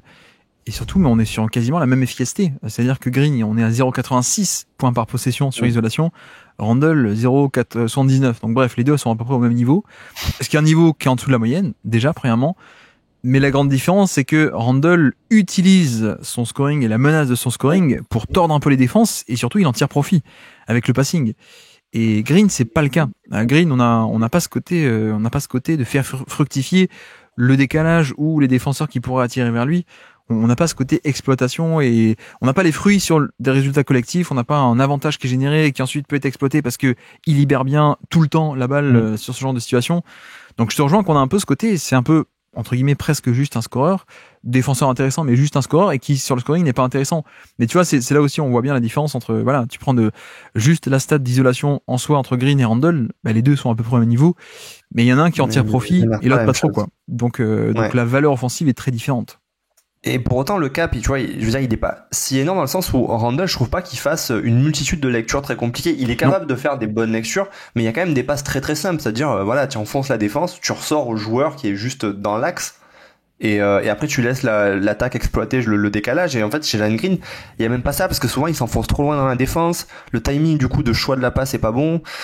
Bref, il y a quand même un gros travail pour en faire un joueur qui est viable et qui est au niveau même de son salaire actuel, quoi. Oui, et l'autre point qui est un peu dommage, c'est que bon, c'est pas un mec qui va non plus provoquer des tonnes de lancers francs, hein, pour le coup, alors que explosivité, etc. Mais il y a une explosivité pure qui est peut-être une des meilleures de NBA. Après, il manque un peu d'éléments, savoir ralentir le jeu, prise de décision, organiser la finition au panier, peut-être on peut le dire comme ça, ou c'est pas parfait. Donc ça limite un peu à quel point ce qu'il peut bien finir au panier une fois qu'il a explosé et dépassé le défenseur. Mais ce qui est dommage, c'est qu'on n'est pas un shooter meilleur que ça, tu vois. Parce que, à la limite, la création, bon, elle est imparfaite, mais ok. Mais de l'autre côté, si t'as un mec qui est en off-ball, notamment, et t'as 40% à 3 points sur des catch and shoot, ce serait génial. Ce serait très bien, en tout cas. Ça viendrait un peu sauver le tout. C'est pas le cas. On est sur un mec qui est en carrière et à 34% à 3 points, en l'occurrence 35 sur cette saison. C'est un peu aggravé, entre guillemets aggravé, parce que oui, il a un régime de tir avec pull-up à 3 points, donc des tirs plus compliqués, donc c'est un peu normal que l'efficacité soit un peu moins bonne, mais je crois que j'étais allé vérifier, notamment au niveau des catch and shoot. En vrai, c'est pas un si incroyable shooter que ça pour l'instant, y compris donc même quand on enlève les pull-ups, quoi. Donc c'est peut-être aussi ce qui manque à son jeu, c'est avoir un peu plus de menace via ce shoot, parce que je pense qu'il y a un bon toucher de balle, je pense que la mécanique de tir est pas mal du tout, mais je m'attendrais à un petit peu plus sur cette menace off-ball, en fait. Ouais, je suis d'accord. César Bat, c'est un peu ce que je voulais dire, c'est-à-dire que effectivement, il y a le catch and shoot où déjà c'est pas exceptionnel et ça pourrait compenser les choses. Et puis il y avait voilà l'élément du pull-up où moi je trouve dans son profil de jeu, on dirait un joueur qui devrait être à l'aise avec le pull-up parce que comme tu dis, la mécanique de tir, elle est fluide et que c'est un peu comme ça en tout cas que moi je m'imaginais son profil et c'est vrai qu'il y a ni l'un ni l'autre, donc en fait c'est pas bon, enfin c'est pas efficace sur le drive, c'est pas efficace sur le shoot et donc mine de rien le profil à la base du joueur c'est celui d'un scoreur et même là-dessus il a pas ce côté je peux me développer en tant que peut-être scoreur unidimensionnel dans le sens où j'ai que ça, mais au moins quand je le fais je suis dans le 70e 80e centile et on en est très très loin, quoi. Donc c'est vrai que moi je suis un peu inquiet pour la suite avec Jalen Green, mais par contre, faut quand même lui reconnaître que défensivement, depuis que les Rockets ont trouvé une identité défensive, il s'est vraiment mis au diapason. Et ça, pour le coup, ça paraissait pas gagné parce qu'au début de sa carrière, vraiment, il y avait aucun effort, quoi. Oui, et puis même, tu vois, au niveau du 3 points, à quel point aussi est-ce qu'il faut forcer sur ce côté création, quoi. Parce que je pense qu'il est capable d'être un peu un shooter off-ball. C'est juste que là, il prend un tel régime de 3 points. Et le problème aussi, pour moi, c'est qu'on a aussi à faire un mec qui, tu pourrais te dire, bon, bah, il est explosif, un peu de drive, un peu de pull-up, etc. Ça peut être cool pour créer de l'attaque. Le problème, c'est qu'en face, les mecs n'arrêtaient pas de switcher. Et juste, les défenses, elles vont changer sur l'écran. Comme ça, le mec n'a aucun décalage à exploiter. Il n'y a pas, genre, de l'espace attaqué en sortie de l'écran pour aller au panier. Il n'y a pas un passing par-dessus. En fait, c'est juste, on change et viens, on t'attire sur des 1 contre 1. Et là-dessus, il est pas encore parfait, comme on l'a dit, donc on retombe un peu sur cette problématique. Mais ouais, j'aime bien. Je suis pas prêt à abandonner le projet, mais en même temps, j'ai jamais été dans le train de il va être l'NBA First Team ou créateur d'élite, quoi. Donc jamais été. Je suis pas déçu, mais parce que je m'attendais pas non plus à ce genre de standard.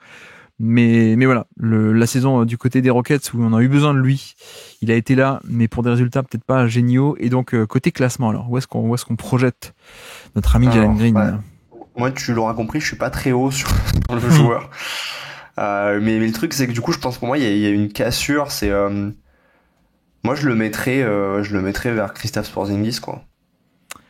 Donc, ah ouais, t'es quand même assez haut. Attends, il y a Scottie Barnes là-bas. Mais moi, c'est Josh Hart. Mais en fait, qu'est-ce qu'il fait là, Josh Hart? Il est un peu haut pour toi, Josh Hart? Ouais, Josh Hart, j'ai du mal à le voir au sud. Bah, franchement, de Scottie Barnes, par exemple, je sais que sa saison, elle est pas très bonne, Scottie Barnes, mais après, on peut aussi reclasser à la hausse Paul George, Scottie Barnes, DeRozan, quoi, des espèces de créateurs qu'on a mis un peu bas. Du coup, effectivement, moi j'avais bloqué à Josh Hart, mais j'avais pas regardé vraiment en dessous. Mais moi, je le mettrais dans la zone, je le mettrais tu vois en dessous d'un Norman Powell au final, quoi. Moi, pour te dire, ma fourchette basse dans ce classement, Devin Vassell. Devin Vassell pour moi, et je pense qu'il peut faire mieux. Devin Vassell, il était meilleur l'an passé. Mais sur 2025, il est pas efficace non plus. Peut-être un peu meilleure défense, quoique pas forcément. Mais là, t'es carrément dans la phase role player, quoi. Non, c'était quand même un créateur, mais à plus petit volume, Vassal. Mais c'est vrai qu'au milieu, il y a aussi des role-players qui sont par là. Non, mais je te dis vraiment, la fourchette basse, ça n'a pas dépassé. Je vois qu'on a aussi un Kobe White. Peut-être le match-up est intéressant. Kobe White. Bah ouais, parce qu'il fait une bonne saison, Kobe White. Il fait une bonne saison, il est efficace. Pas autant de volume, pas autant de création pure, mais efficace. Donc, comparé à ça. Mais non, après, c'est vrai que je vois du Norman Powell aussi, tu vois. Il est beaucoup plus... Ouais. Bah, moi, disons que je trouve que le profil, quand même, et le volume qu'on lui a demandé fait que c'est bizarre de le mettre sous un loup d'or, tu vois, qui vraiment est là pour prendre quelques tirs et qui est un très bon défenseur, par ailleurs. Mais quand même, ce qu'on lui demande est beaucoup plus dur, quoi. Oui. Je suis d'accord. Et après, il y a quand même la question de... Certes, on te demande de créer et c'est plus important de créer, mais si tu le fais à un dos qui est pas intéressant. Oui, je suis d'accord. Qu'est-ce qu'on fait de ça, quoi ? Mais c'est vrai que là aussi, le contexte est pas facile. C'est-à-dire que, tu vois, admettons, tu crées un décalage et tu ressors vers tes joueurs, mais quand tu ressors vers certains joueurs des Rockets qui sont quand même très frustres, bah, du coup, peut-être que ça générerait des passes décisives dans un effectif avec, tu vois, des attaquants un peu plus, capables d'exploiter ce que tu crées. Franchement, je sais pas. Parce que tu vois, à ce même niveau d'inefficacité, on a du Paul George et Scotty Barnes. Même Scotty Barnes, encore pire. Mais ces mecs-là ont une vraie plus-value, soit au playmaking collectif, soit à la défense. Soit les deux, même. En fait, les deux. Donc, oui, puis tu vois, par exemple, DeMar DeRozan, pour le coup, on peut lui reprocher beaucoup de choses, mais c'est quand même un joueur qui crée des choses et qui, offensivement, est je suis d'accord. Plus efficace. DeRozan est peut-être un peu bas. DeRozan est peut-être un peu reclassé à la hausse. Ça me dérange pas non plus. Effectivement, je remonterai DeRozan. Parce que d'après ce que je comprends, toi, tu mettais un peu, tu parlais de Porzingis qui est plus haut, mais parce que tu incluais Jalen Green dans un peu ce tiers des créateurs à la Jamal Murray, Tyler Hero, quoi, plutôt. Non, parce qu'honnêtement, quand j'ai vu Josh Hart, je me suis dit en dessous, il doit vraiment y avoir que des role-players, quoi. Oui. mais du coup, non, du coup, effectivement, en renvoyant tout, ouais, je le mettrais vers Kobe White, en fait, quoi. Entre Kobe White et Devin Vassell, du coup, c'est cette fourchette-là, quoi. Ouais, c'est ça. Nembhard est par là, tu vois, aussi. Nembhard qui est pas efficace du tout, mais qui défend. Ouais. Qui a fait 20 matchs de playoff en mettant je le mettrais dans cette zone-là, je pense. Et par contre, ouais, DeRozan, vous avez pas été cool. Hein. Oui, mais effectivement, DeRozan, moi, je l'aurais classé un peu plus haut, je t'avoue. Mais il faut bien couper les poires en deux. Tu sais comment ça marche. Oui, bah, effectivement. Mais c'est vrai que du coup, je l'aurais plus mis dans la zone Porzingis par là, tu vois, DeRozan. Oui, ça peut s'imaginer. Je note le potentiel reclassement, j'en parlerai. Et maintenant, je commence à découvrir le classement, maintenant qu'on est aux 3/4 de l'épisode. Non, mais ok, faisons comme ça. Autour de Kobe White, Nembhard et Devin Vassell. Je te laisse trancher après. Moins Jalen Green par ici. Très bien, faisons comme ça. Et donc, petit quiz pour terminer. Qui est sur le terrain, Jérémy, au moment d'un dunk spectaculaire et légendaire, autant que Michael Jordan même. Un dunk contre Phoenix, fin mars 2025. Mais qui est sur le terrain? Oh mon Dieu. Cool. Le 30 mars 2025, sur ce dunk dont tout le monde se souvient. Alors, je pense les Rockets, ce qui est bien, c'est que eux, ils ont pas ralenti. Donc, alors, voyons voir. On va voir. Fred VanVleet?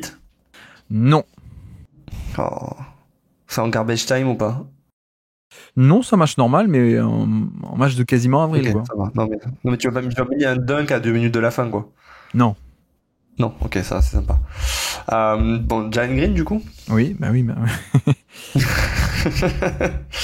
Ça, on dirait le mec qui va voir la maîtresse et qui dit non mais j'ai quand même mis mon nom, je peux avoir un point. Attends, mais voilà, mais j'en ai déjà un. Vu ce que je viens de faire, bon, t'auras édité, mais vu ce qui vient de se passer avant, j'ai besoin de me mettre en confiance. Tu vois, c'est vrai. Donc ouais, Alperen Sengun. Oui, Sengun, oui. Ok. Amen Thompson. Oui. Jabari Smith. Non. Ces deux joueurs des Rockets qui restent, ils sont plus trop dans la rotation. Jeff Green. Jeff Green, tout à fait. Bah, j'ai même pas eu besoin de te le faire deviner. Tout à fait. Et le dernier, il aime bien les kangourous. Ah, Jock Landale, ok. Exactement, okay. Jock Landale, tout à fait, ouais.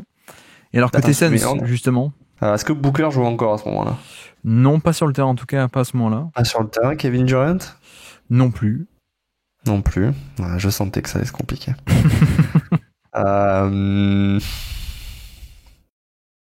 Si je te dis coup de pied. Moi je pense à Draymond Green quand je dis ça, donc ça marche pas. Alors l'autre. Il a une image de joueur dirty. Ce n'est pas Ray, mais c'est... C'était Grayson Allen. C'est Grayson Allen, ok. T'as pas l'image de... Ah oui, il avait quoi, parce qu'il a failli blesser un joueur une fois ou deux, quoi. Ok, ouais. Non, ouais, 3-4 fois il a mis des petits coups de pied en l'air par-ci par-là. Ok. Mais... ok. On a quelqu'un qui a un jumeau en NBA aussi. Mais on est d'accord que les frères Maurice, faut que j'arrête. Ce n'est pas Caleb Martin, mais Cody Martin, il a bougé. Mais c'est Cody Martin, tout à fait, Cody Martin. On a un pivot qui est un peu joueur hipster, on va dire, un joueur hipster très longiligne, très fin.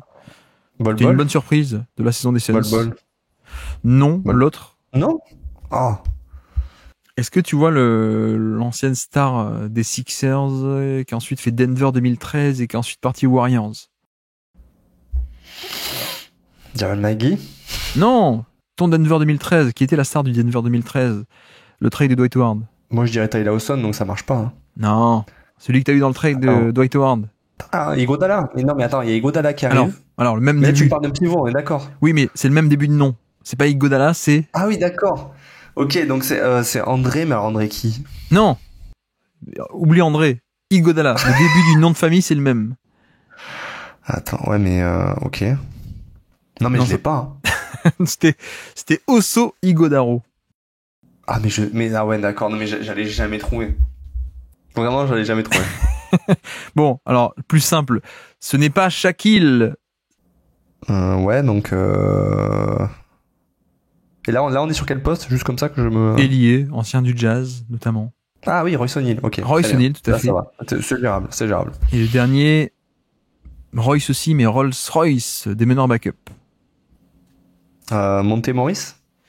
Non, meilleur, bien meilleur. Ah, ok, bah, Tyus Jones, du coup. Tyus Jones, ouais, tout à fait. Tout à fait, donc je pense que les quiz prennent plus de temps que les débats. Oh oui, la première équipe, à chaque fois, je me dis, ok, ça va, il est tranquille, et la deuxième...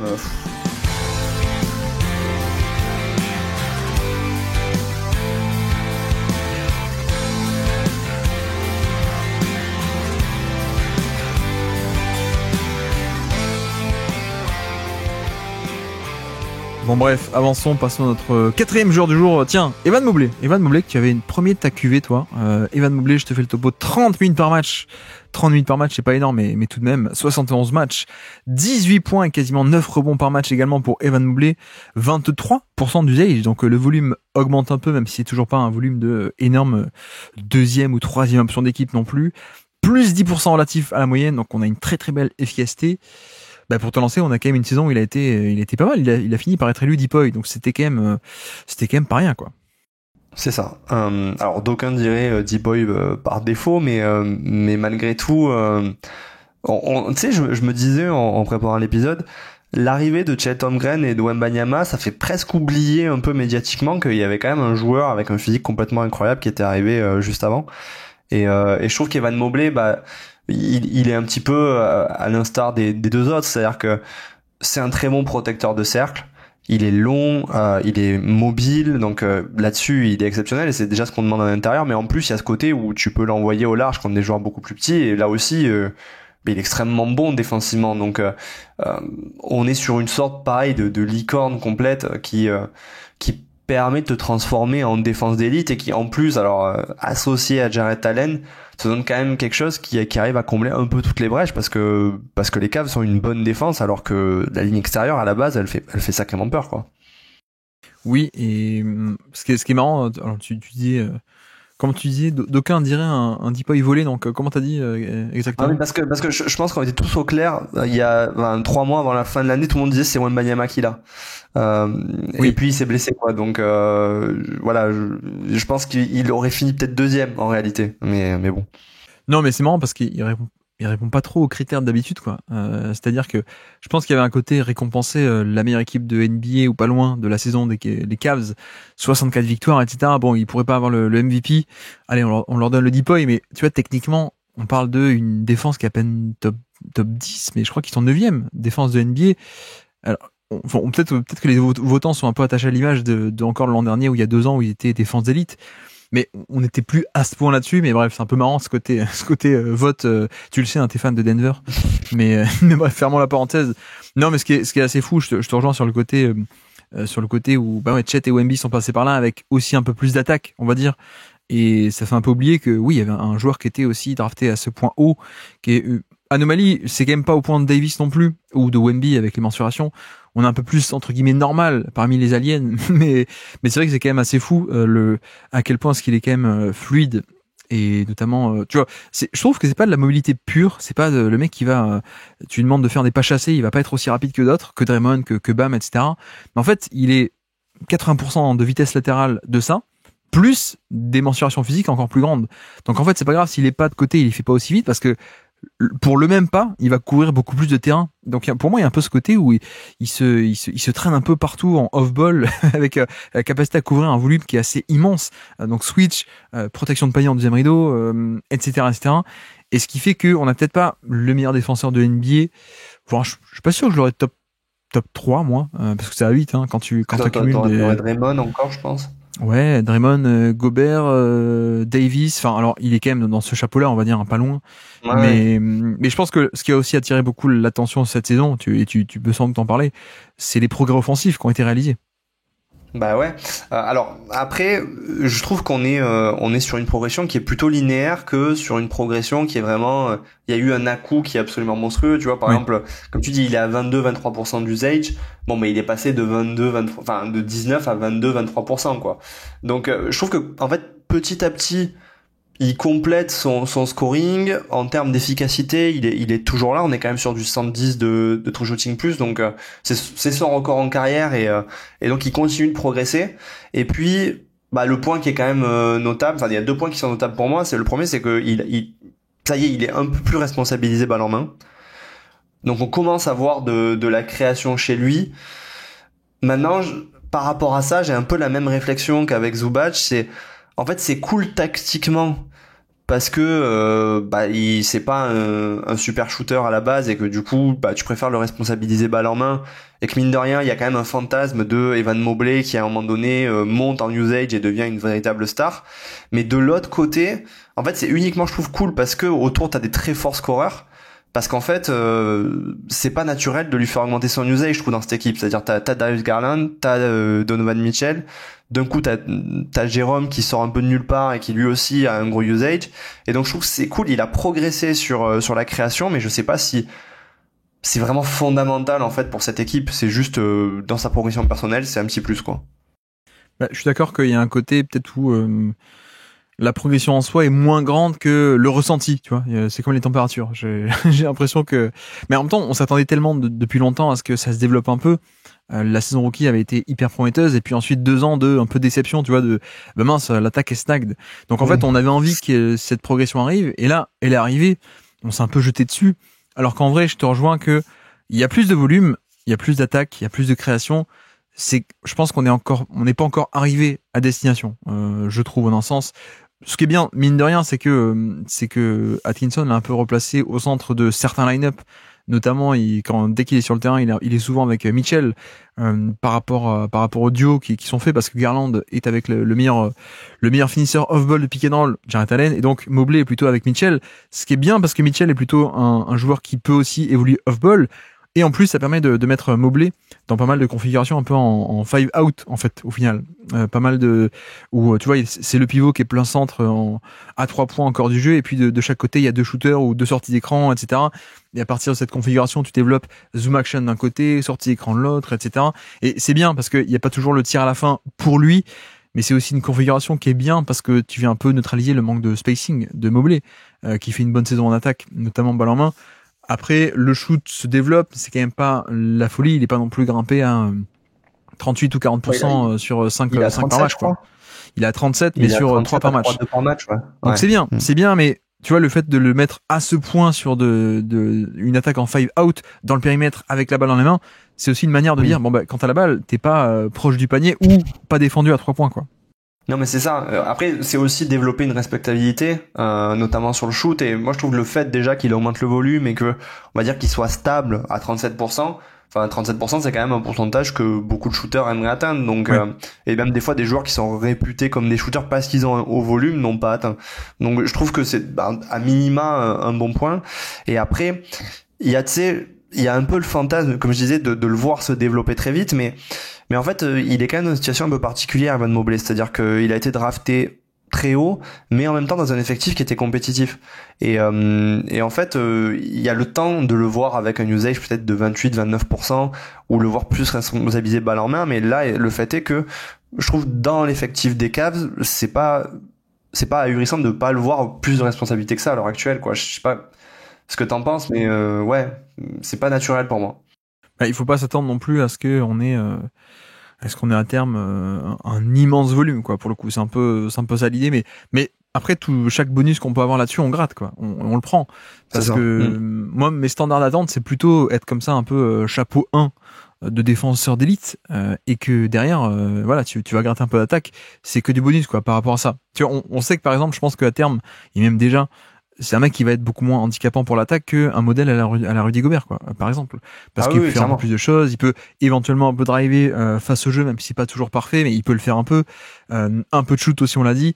Le passing également, en termes de pas toujours en mouvement, parfois les lectures sont un peu compliquées en mouvement, mais ça se développe, et c'est plutôt du passing non pas statique, mais où lui à la balle de base, pardon. Mais non, je suis d'accord. Et la nuance qu'on pourrait faire, et je pense qu'on peut la faire à tous les joueurs des Cavs, c'est aussi l'équipe était tellement dominante, l'équipe avait une telle profondeur qu'au final Atkinson les fait jouer chacun 30 minutes par match. Et d'ailleurs c'est un peu la même critique qu'on a fait à Ja Morant et à tous les mecs de Memphis, qui est également une équipe qui était avec une densité énorme, avec aussi, au-delà de la densité numérique, il y avait aussi plein de profils différents à Memphis, et c'est pareil un peu aux Cavs. T'as tellement de choix que tu peux un peu selon l'adversaire et le match-up faire jouer un tel ou un tel. Mais bref, t'as quand même un quatuor de stars qui joue un peu moins que d'habitude. On a déjà parlé de Jarrett Allen qui est à peine à 28, contrairement à d'habitude où il était à 31, 32. Mobley aussi, là, il est à 30, contrairement à 32, 33, 34 de d'habitude. Pareil pour Mitchell, pareil pour Garland. On verra ça quand on y arrivera à ces cas-là. Mais c'est peut-être un malus qu'on est obligé de prendre de facto, mais qui est même pas de sa faute, quoi. C'est juste que l'équipe elle est tellement bonne que non seulement tout le monde peut jouer, et en plus quand tu gagnes le match de plus 40 en début de quatrième quart-temps, les mecs ne rentrent pas pour la dernière séquence de jeu où ils sont censés rentrer, quoi, parfois. Bah c'est ça. Mais par rapport du coup, tu vois, au classement qu'on va aborder après, toi, c'est quoi le modèle de développement? Est-ce que tu le vois offensivement atteindre par exemple ce que fait un Jaren Jackson Jr. aujourd'hui? Est-ce que ça te paraît vraiment envisageable, ou est-ce qu'en fait pour toi il est pas vraiment dans cette catégorie-là, quoi? Je l'imagine pas vraiment avoir un jour ce genre de volume et d'implacabilité au scoring. Après, il a quand même un peu de passing, on l'a dit, donc ça c'est un truc que Jackson n'a pas. Donc je pense que ça peut être sympa de continuer un peu l'utiliser en passeur, organisateur un peu de jeu. Mais après, si ça arrive, c'est un peu sorti nulle part, et c'est tant mieux. Jackson, c'est un peu sorti nulle part, mais pas totalement. Tu vois, Jackson, tu peux retrouver des séquences un peu des flashs en NCAA à Michigan State de tiens, il y a cette telle drive avec avec le toucher de balle, le flotteur, flexibilité des chevilles, etc. J'ai l'impression qu'on part d'un peu plus bas avec Mobley, mais après voilà, on l'a peut-être pas encore assez insisté, mais c'est vrai que la défense est quand même génialissime en termes de polyvalence. C'est peut-être un des mecs qui est le plus polyvalent en défense aujourd'hui, parce que je pense qu'en protecteur de panier pur, il y en a que je préfère. En switch, il y en a que je préfère. Mais un mec qui a ce point, non pas 10 sur 10, mais 9 sur 10, et en protection de panier, et en switch, et en edge, et enfin un peu tous les rôles, quoi, pour le coup, il n'y en a quand même pas beaucoup. Donc la valeur vient aussi de là, quoi. Ouais, moi je le vois vraiment un peu avec Chet dans cette boxer un peu dans cette catégorie-là, quoi. Ouais. Je crois que c'est un peu seul là-dedans à être à ce point, ouais, pas mobile comme tu dis, mais avoir cette flexibilité-là, quoi. Donc classement justement, manque de choses à rajouter, tu me dis, mais on peut continuer à parler via le classement. Jaren Jackson est 6e, Chet Holmgren est 14e. Je suppose que ça va être un peu la fourchette, donc on va la taper là-dedans, non? Bah c'est ce que je me dis. Le truc de Chet, c'est qu'effectivement, bon, on n'est pas censé aller sur les blessures, mais il a été beaucoup absent. Par rapport à Jackson, par exemple, de Memphis, toi, tu penses qu'il est en dessous de Jaren Jackson, alors? Moi, je le mets en dessous quand même. Ouais, je suis pas d'accord. Je trouve que l'attaque de Jackson quand même est vraiment très supérieure. Je regardais dans la zone, tu vois, Kawhi, Cade. Ouais, je t'avoue que moi, par rapport à Chet, j'aime bien l'attaque de Mobley. Je pense que Chet a moins de on-ball, tu vois, moins de drive, mais Chet, il y a quand même une défense, notamment du panier, que je trouve encore plus impressionnante. Et puis, même au niveau de l'attaque, je me demande à quel point ça n'a pas plus de valeur d'avoir un mec qui est un peu plus fiable, à plus gros volume à 3 points. Le côté, tu sais, défenseur d'élite, plus 3 points fiable, plus que le mec qui en fait est pas trop respecté, il a un peu de ballon, un peu de drive, mais finalement un peu moins de shoot aussi quoi. Je me demande si chez Chet il y a pas aussi une valeur qui est hyper intéressante, voire plus, je ne sais pas. Mais du coup ça me va de pas les avoir trop loin non plus quoi. Tu vois. Ouais, mais ça me va aussi. C'est juste que, en fait, j'ai l'impression que Chet, effectivement, le plafond va aller plus haut. Mais quand même, du coup, sur cette saison, le volume est plus bas et le rôle est peut-être, je sais pas s'il est moins important son rôle, mais en tout cas, offensivement, je les trouve moins dépendants de Chet. Donc, ouais. Ouais, Après tu me diras aussi les Cavs, tu regardes les on-off des Cavs, la défense est un peu meilleure quand il y a que Mobley. La défense est quand même très bonne aussi quand il y a que Jarrett Allen quoi. Donc oui, bah oui, non mais c'est ce que je disais, les deux quand même sont assez exceptionnels et peuvent vraiment combler les brèches de n'importe qui. Mais toi, Sakima, tu le mettrais en dessous de Chet, toi? Je le mettrais à peu près au niveau de Chet. En fait, j'ose pas trop le faire passer devant des créateurs Ja Morant, énorme créateur offensif quoi. Quoique ça peut s'imaginer, mais ouais, non, dans l'idée, pour moi, la bataille avec Chet Holmgren n'est pas si. Non, mais c'est les mêmes, enfin, c'est des joueurs très semblables, hein, donc oui, ça me choque pas. J'ai juste l'impression que de le mettre en dessous cette saison, ce serait un peu dur, quoi. Non, on peut le mettre au-dessus, mais un peu au-dessus, quoi. Je veux dire, ouais. une place ou deux. Non, quoi. Mais oui, c'est cette zone-là, quoi. Après, où est-ce que ça peut monter évaluation positive, j'avoue que on pourrait peut-être passer, ouais, jusqu'à Kawhi. Jusqu'à Kawhi, ça pourrait être un peu Kawhi, Kate Cunningham. Grosso modo, favoriser et prioriser un peu, pondérer plutôt favorablement, la défense et la création un peu secondaire ou tertiaire par rapport à des Wagner qui a gros volume et pas hyper bonne efficacité parfois, James Harden qui est aussi un peu imparfait. James Harden, pour le coup, le niveau de création qu'il a apporté, c'est vraiment une création primaire de superstar. Donc c'est vrai que, non, pour moi, ça s'arrête à Franz Wagner, tu vois, si je le monte. Ok. Bon, faisons comme ça alors. Faisons comme ça. Très bien. Et donc, petit quiz pour terminer. Nous sommes le 20 novembre 2024. On se remémore les actions marquantes de la saison. Et aujourd'hui, c'est une action ô combien marquante puisque c'est un contre spectaculaire sur un des joueurs des Pelicans. Mais qui est sur le terrain, Jérémy, au moment de ce contre de Mobley sur un joueur des Pelicans? Evan Mobley, Darius Garland. Pas sur le terrain, non. Pas ce moment-ci. Jérôme. Oui, tout à fait. Bon, bah, du coup, Donovan Mitchell, j'imagine. Exactement, ouais. À l'aile qu'ils ont mis. Okoro était encore, Alors, était encore sur le terrain? Pas sur le terrain à ce moment-ci. Toi, tu as quelqu'un qui s'appelle Tyson Hunter. Mais les Cavs, ils ont un autre Tyson. C'est un rookie. Il a pas beaucoup joué, ce rookie-là. Donc, peut-être que tu le connais pas des tonnes. C'est Jalen Tyson. Ça te parle ou pas du tout? Absolument pas. Voilà. Ça c'est bien. Ça au moins, ça c'est derrière nous, tu vois. Je trouve ça bien comme Jalen Tyson, 22 ans, joueur du premier tour de 2024. Mais il n'a pas joué des tonnes. Et donc à l'intérieur, on a un intérieur derrière ou... Oui. C'est quoi, Allen? Exactement, Jarrett Allen. Ok. Bon, et côté Pelicans, alors. Ça va être compliqué, du coup. Ouais, voilà, c'est là que ça va être compliqué. Alors novembre, je pense que Dejounte Murray était pas là. Pas sur le terrain en tout cas. Ok. Est-ce que Zion était là? Non. Pas sur le terrain. Ouais. Est-ce que Trey Murphy était là? Pas sur le terrain. Oh là là, c'est une catastrophe. Herb Jones? Pas sur le terrain. Ah ouais, je savais que tu m'avais fait un traquenard.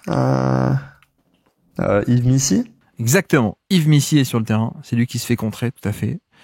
Donc, Yves Missy, premier nom. On a en meneur un revenant. Un revenant total. Il est venu, il a fait des matchs à beaucoup de passes, il est reparti déjà. Oh là là. Attends, oui, je pense que je vois qui c'est. Qui a des cheveux qui le gênaient pour jouer. Ouais, j'allais dire, je vois la coupe de cheveux. Ouais, je te l'accorde. Elfrid Payton, je te donne le nom. Elfrid Payton, ouais. Elfrid Payton, Yves Missy, on a quelqu'un. Est-ce que tu connais ce fun fact? Il a un nom. Il a fait son meilleur score en carrière contre cette équipe. Il a un nom d'équipe NBA ou de ville plutôt. Et avec les Clippers à l'époque, il avait fait 29 points, je crois, contre Orlando. Est-ce qu'il s'appelle Orlando quelque chose? Non, c'est pas le frère de Dalida. C'était contre les Celtics. Ça te parle pas, ça? Ah si, Boston. Oui, ok, Brandon Boston Jr. Ouais. Exactement, Brandon Boston Jr. J'aimais bien. Je croyais en ce joueur, moi. Ouais, mais ancienne Kentucky. On remercie Calipari encore une fois. On a un mec qui a 3 noms. Il a, enfin, du coup, un nom double, mais qui est un ancien d'OKC, un un pivot qui est censé être polyvalent et un peu touche à tout. Al Robinson. Exactement. Jeremiah Robinson Earl. Et puis le dernier, comment dire. Ce n'est pas Caris LeVert, ce n'est pas Vanderblue, ce n'est pas Michael Redd, mais Javonte Green. Javonte Green, tout à fait. Javonte Green. Yves Missy, Robinson Earl, Javonte Green, Boston Junior et Elfrid Payton. Ça fait rêver, ça fait rêver la NBA. Hawks, tu vois, donc, ouais, okay. Achetez des League Pass. Achetez le League Pass pour voir ce genre de choses. Je suis sûr que de l'extérieur, quand tu écoutes, tu te dis, mais qu'il est naze, y a rien qui vient. Mais vraiment, c'est pas facile. Hein. Parce que moi aussi, des fois, quand j'écoute, notamment Azad et FD, je me dis, mais qu'ils sont nuls. Et en fait, quand j'arrive, je suis catastrophique.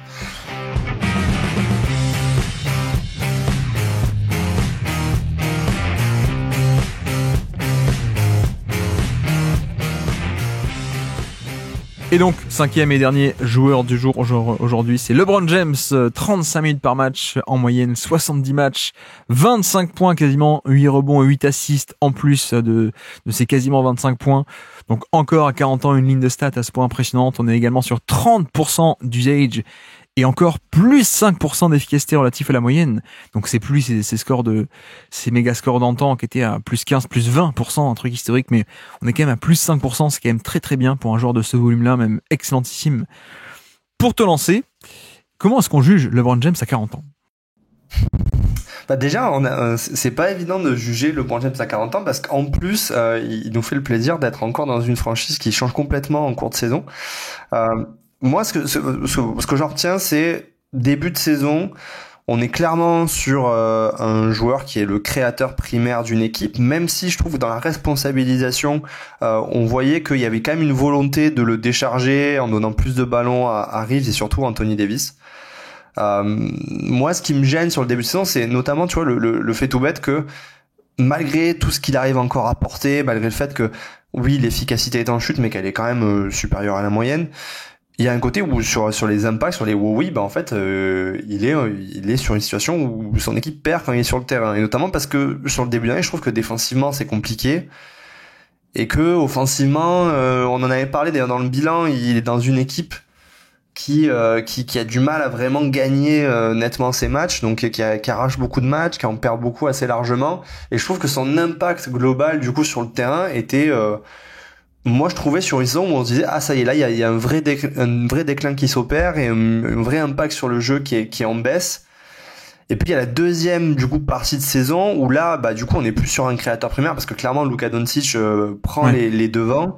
Et où d'un coup tu retrouves alors un LeBron qui est presque un créateur secondaire qui défensivement par contre sort des très belles séquences, est beaucoup plus concerné parce que visiblement il économise de l'énergie, mais là encore je trouve qu'il devient vraiment secondaire dans le jeu des Lakers et du coup c'est vrai que je pense que c'est pas vraiment juste de dire ça parce qu'il y a encore énormément de très bonnes choses, mais pour moi ouais là il a vraiment fait quand même un gros pas en arrière je trouve cette saison quoi.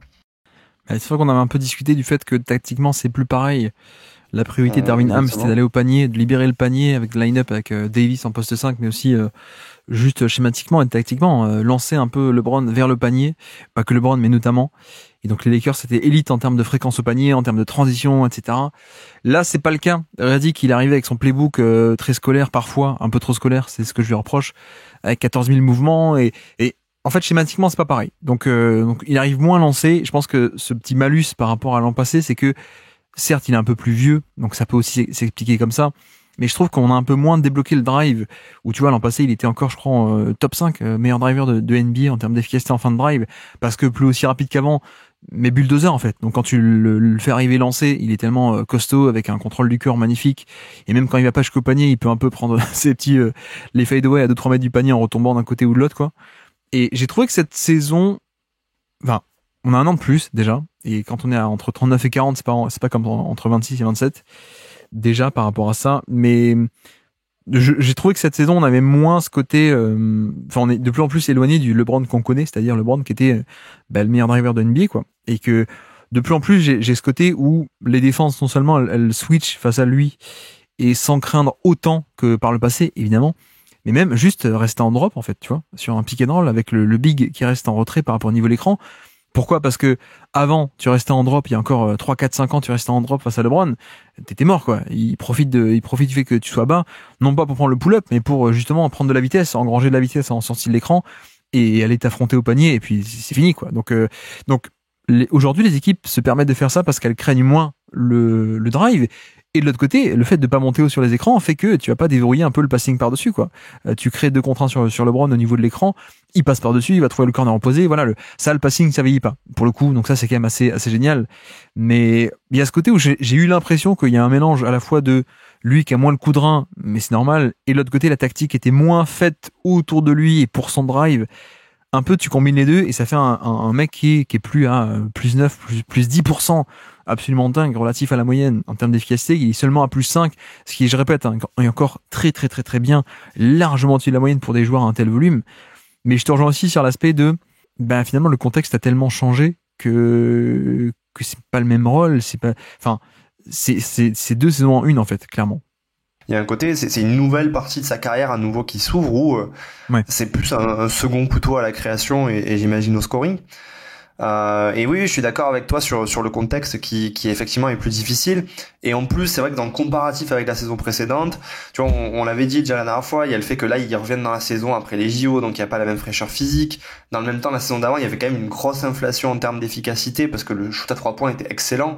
Et là, l'année dernière, il shoot plutôt bien, mais on n'est pas dans les 41% qu'il avait atteint en 2023-2024. Donc voilà, il y a des éléments qui jouent et ça veut pas dire que l'année prochaine il y aura pas du mieux et que le playbook va pas évoluer pour effectivement lui libérer l'accès au cercle. Mais par contre sur la deuxième partie de saison, ouais, je sais pas trop quoi penser du rôle de LeBron dans cette équipe des Lakers, quoi. C'est-à-dire que là pour le coup c'est vraiment plus le LeBron qu'on a connu, même dans ce qu'on lui demande, quoi. Oui, d'ailleurs même en termes de statut, hein. Là nous on parle de terrain et de jeu, mais même en termes de statut, tu vois. C'est peut-être la première fois de sa vie qu'il n'est pas la pièce centrale de l'équipe ou la priorité numéro 1 du front office. D'où un peu les batailles qu'on voit en coulisses depuis le mois de juin entre je veux une prolongation, ils veulent pas me donner une prolongation trop longue ou voire même pas du tout. Je fais pression, je veux partir, je fais passer des messages par Hacham Charania, etc. Mais parce qu'en fait, LeBron, d'habitude, il a toujours été un peu, non mais tout le monde fait tout pour garder LeBron, ce qui est normal. Mais là, c'est peut-être la première fois de sa vie où en fait, non, les mecs ils disent, en fait, t'as moins de pression sur nous parce qu'on a Doncic, quoi. C'est notre nouvelle priorité. Mais bon, fermons cette parenthèse un peu hors terrain. Mais c'est vrai que sur le terrain aussi, j'ai beaucoup apprécié le passage défensif de janvier-février, ou même, allez, on va dire deuxième partie de saison plus globalement, où il a été assez actif en défense off-ball. Après, voilà, ça reste aussi, je trouve, parfois il y a pu avoir un peu exagération sur ce côté-ci où il était très bon. Il n'était pas non plus revenu un mec de niveau all defense. Par séquence, oui. Par qualité d'action, oui. En termes de régularité, parfois il y a quand même des rotations manquées, il y avait quand même mince, j'ai pas le jus, etc. Mais je pense que globalement, on est quand même sur un mec qui est largement positif en défense, je dirais, cette saison. Et même en attaque, hein, tu vois, on a parlé de Doncic qui m'a un peu perturbé ça. En fait, certes, il y a ce nouveau rôle, mais on est quand même post-deadline à plus de 30% d'usage, avec une efficacité qui est à peu près identique à ce qui se passe avant ou sur l'intégralité de la saison. Donc, il y a tout de même ce truc pour moi oui, c'est plus le héliocentrique qui a tous les ballons absolument, mais premièrement, il a jamais non plus vraiment été ça. Secrètement, c'était ça un peu sa force, hein. C'est que, contrairement à Harden ou à Westbrook ou à des mecs comme ça, en fait, il a jamais été à ce point héliocentrique. Et de l'autre côté, finalement, pour moi, ça reste quand même un créateur principal. Alors certes, de facto, ou entre guillemets, numéro 2, parce qu'il y en a un autre à côté, mais tu vois, c'est pas comparable à d'autres deuxième option d'équipe, entre guillemets, option d'équipe, parce que on a encore un mec qui est passeur d'élite, créateur au volume, primaire, presque, et enfin pas presque, hein, même carrément. Donc ouais, après, comment est-ce qu'on juge aussi par rapport à nos habitudes d'avoir connu LeBron qui était top 1 NBA pendant tellement d'années, quoi. C'est ça, moi j'ai du mal parce que je suis d'accord avec toi sur le fait qu'il a encore quand même on va dire, une production en tout cas par moment de primaire, quoi, de créateur primaire, mais il y a ce truc tu disais, il y a des joueurs qui sont vraiment héliocentriques comme Harden, et justement Luka Doncic est là-dedans. Donc c'est vrai que j'ai du mal à mettre l'image de qu'est-ce qu'il est LeBron là-dedans. et quelle est vraiment sa plus-value, tu vois, c'est-à-dire à quel moment d'avoir justement un créateur aussi fort que LeBron James, ça a vraiment du sens quand t'as non seulement Doncic, mais aussi que t'as envie de développer Austin Reeves, quoi. Donc c'est vrai que c'est un peu particulier, et que dans le même temps, comme il fait pas une saison aussi bonne que la précédente en termes d'efficacité, notamment au scoring, d'un coup tu te dis ah oui, il a soudainement rétrogradé, on va dire, dans le classement qu'on va faire ensuite, quoi. Passons à le classement alors, vu que tu en parles. Où est-ce qu'on le met alors, ce LeBron James? Pour moi, en vrai, enfin, il est dans la zone James Harden aussi, je pense, James Harden, Kawhi, quoi. Ouais, j'avoue que Kawhi est un peu mon point bas, ma fourchette basse. Sachant que Kawhi, pour le coup, fait quand même une saison beaucoup moins complète. Quand il revient, quand même, il est dans le dur. Donc oui, c'est ça. Je pense qu'il est. Toi, tu le mettrais quand même autant. Enfin oui, parce que ok, je vois Devin Booker, Kevin Durant, effectivement, ils apportent pas le même niveau de création, et moi je comprends ce truc de se dire quand même la création, notamment la création pour autrui, c'est quand même la valeur la plus forte que tu peux apporter en NBA, quoi. En fait, Kawhi Leonard, je pense que le vrai Kawhi, peut-être il y aurait débat. Je crois que l'an dernier, il était à peu près au même niveau, mais là on n'a pas un vrai Kawhi, quoi. Harden, sympathique, mais c'est pas Harden. Le scoring a bien décliné, et je trouve que LeBron, le scoring n'a pas du tout décliné autant que Harden, qui on le rappelle a été drafté 7 ans après LeBron, mais oui, puis en fait en montant, pour moi il est au-dessus de Kevin Durant, quoi. Je suis d'accord qu'il est au-dessus de Durant et Booker sur cette saison. Et après il y a Jaren Jackson. En fait, je pense que le pont où ça s'arrête pour moi, c'est Jalen Brunson. Oui, mais la question pour moi c'est au-dessus ou en dessous de Jaren Jackson. Ouais. Ce qui est peut-être un blasphème pour beaucoup de monde, je pense. Mais moi je le mettrais en dessous quand même. T'as envie de le mettre en dessous? J'ai envie de le mettre en dessous. Je ne sais pas, j'hésite, mais non, mais je te suis, hein, je te suis. Je veux bien le mettre en dessous, mais j'avoue que pour moi la fourchette haute pouvait aller gratter un peu au-dessus. Je t'avoue. Après, on est dans le même tiers. Tu serais allé avec. Toi, tu serais allé jusqu'à Jason Tatum, en fait. Non, je voulais dire au-dessus de Jackson notamment. Ah, ok, d'accord. Et effectivement, peut-être même un peu en bataille avec du Brunson, Haliburton, dans ce qu'on pourrait appeler une pondération très positive de LeBron. Mais ouais. Non, mais je pense qu'on est à peu près là-dedans. Ouais. Je pense qu'on est à peu près là-dedans. Ouais. Ce que j'aime bien, c'est quand même le côté gros volume, le côté grosse création, même s'il n'y a pas la même empreinte de scoring comme avant. Mais la défense est pas négative, donc tu vois, tout ça fait que. Oui, par rapport à Brunson. Mais c'est vrai que dans ma tête, en fait, c'est ça, c'est la difficulté. C'est vu que je le dégrade, d'un coup, je le mets avec des noms où je me dis, bah, il doit forcément chuter. Mais en fait, même en le dégradant, oui, possiblement. En fait, t'es toujours dans des hauteurs où tu es au-dessus de certaines stars qui sont allées jusqu'en finale, quoi. LeBron, parmi les joueurs qui sont à plus de 30% d'usage, 6e plus efficace de NBA. 6e, fou, pile au niveau à égalité de Jalen Brunson. Tu vois, donc il y a aussi, c'est pour ça que il y a un côté image avec, enfin narratif entre guillemets, mais il y a un côté, ouais, Brunson, saison de folie. LeBron, oh là là, il décevant par rapport à ses standards. En fait, les mecs, l'un est tout aussi efficace que l'autre. Bronson est un peu le moteur de son attaque, a énorme volume et tout, alors que LeBron non. Bon, ben là, il est à 32,4% et LeBron est à 32,7%. Voilà. Non, mais j'ai un peu des chiffres d'usage, quoi, pour mettre un peu en perspective. C'est vrai. Non, mais t'as raison. Mais c'est juste que effectivement, quand tu le remets là-dedans, c'est surréaliste de se dire qu'à 40 ans passés, il est encore là-dedans, quoi. Et je trouve que LeBron a un bien meilleur passing. Il y a même pas photo avec Brunson, tu vois. Brunson, le truc, c'est qu'il peut se faire blitzer la tronche quand comme il est petit, il se fait blitzer et puis voilà, il peut faire ce qui passe vers le côté opposé. LeBron, oui. Donc il y a certes un peu plus de déchets côté LeBron, mais pour moi le différentiel défensif aussi est assez important. Donc ouais, clairement, ouais. On est clairement sur une cible avec Brunson. Non, mais ça me choque pas. Moi, de le mettre là avec, mais du coup, par extension, au-dessus de Tyrese Haliburton aussi, potentiellement, quoi. Ce que je dis, moi, ma fourchette haute peut aller gratter effectivement jusqu'à Tatum, au-dessus de Haliburton, Brunson. Ouais. Non, mais écoute, tu m'as convaincu. Tu m'as convaincu, je t'assure. Soyons fous. Mais alors, tu voulais le mettre derrière Jaren Jackson. Est-ce que tu veux qu'on remonte Jaren Jackson aussi ou... Non, c'est bon. Je suis bien avec Jaren Jackson. On va finir Jaren Jackson qui va être top 5 NBA. Ça va être estampillé Basket Lab. Jaren Jackson top 5 NBA. mais ok. Il y a au moins un joueur qui arrive, ça va.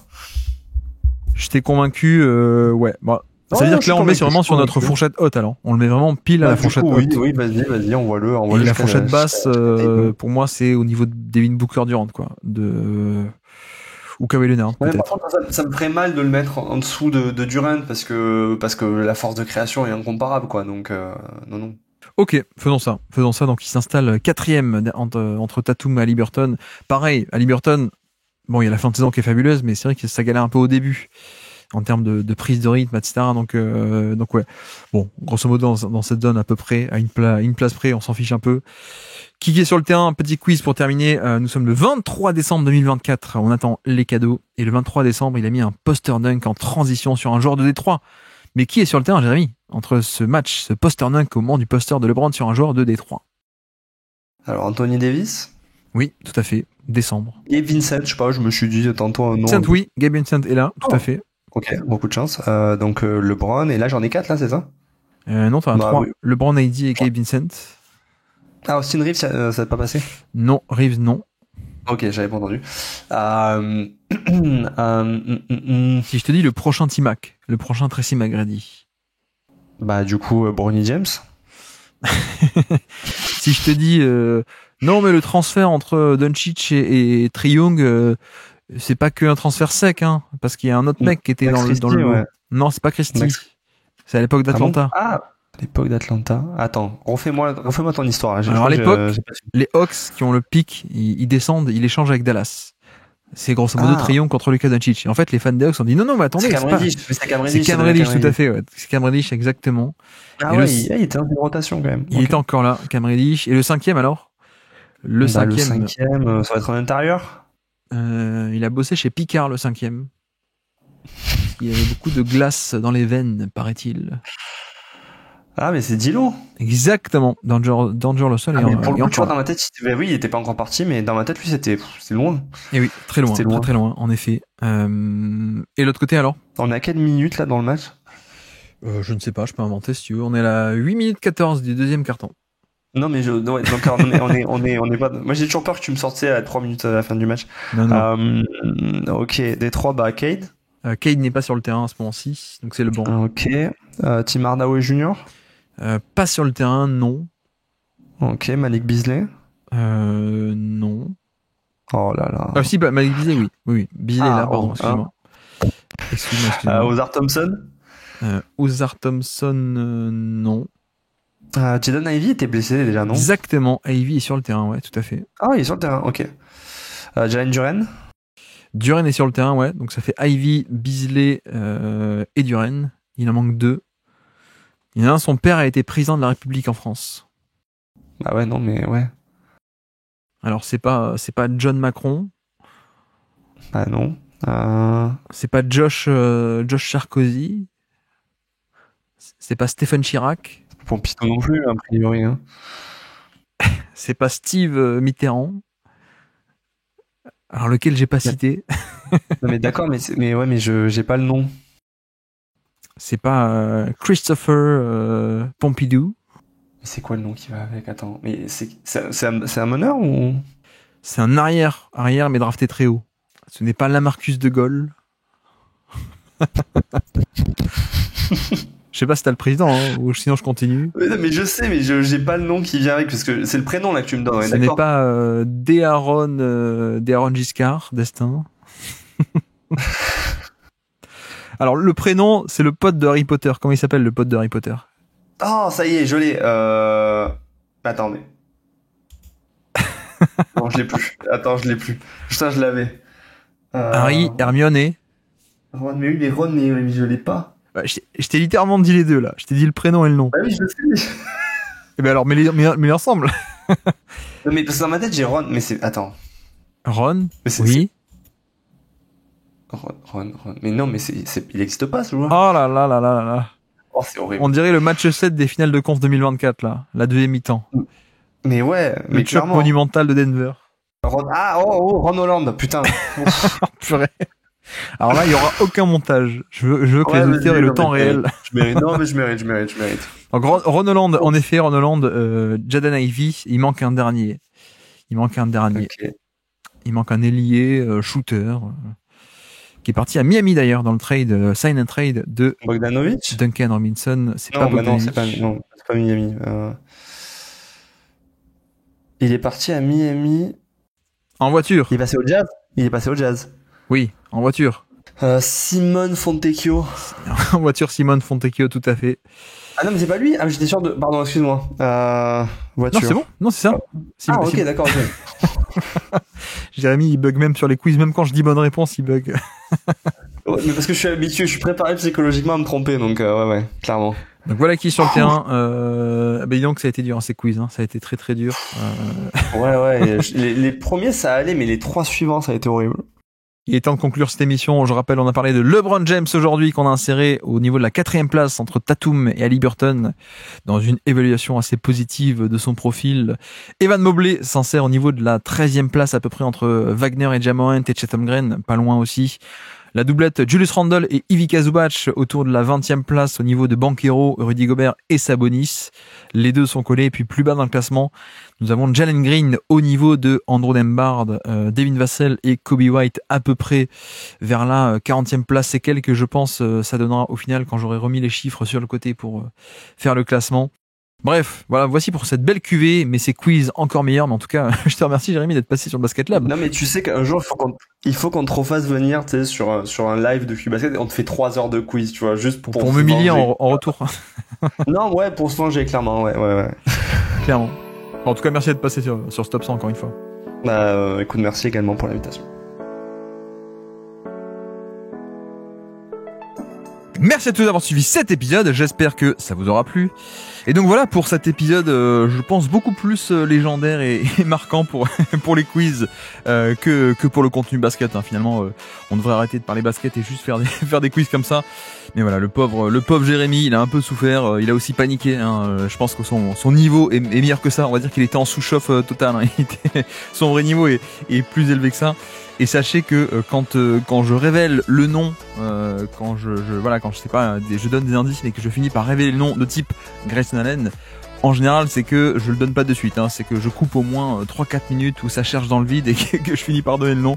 Mais voilà, merci à Jérémy pour ces très beaux moments de radio. Je pense qu'on est sur le meilleur quiz de la série pour l'instant, mais c'est pas fini puisque demain, nouveau numéro du Top 100, le 11e numéro du Top 100 avec une cuvée assez intéressante également. Demain on va parler de Desmond Bane, de LaMelo Ball, de Deni Avdia, de Trae Young et de Anthony Davis. Et donc sur ce, je vous remercie une nouvelle fois de nous avoir écoutés jusqu'au bout. Un grand merci à Jérémy d'être passé sur le Basket Lab. Et moi je vous dis à très bientôt. Ciao.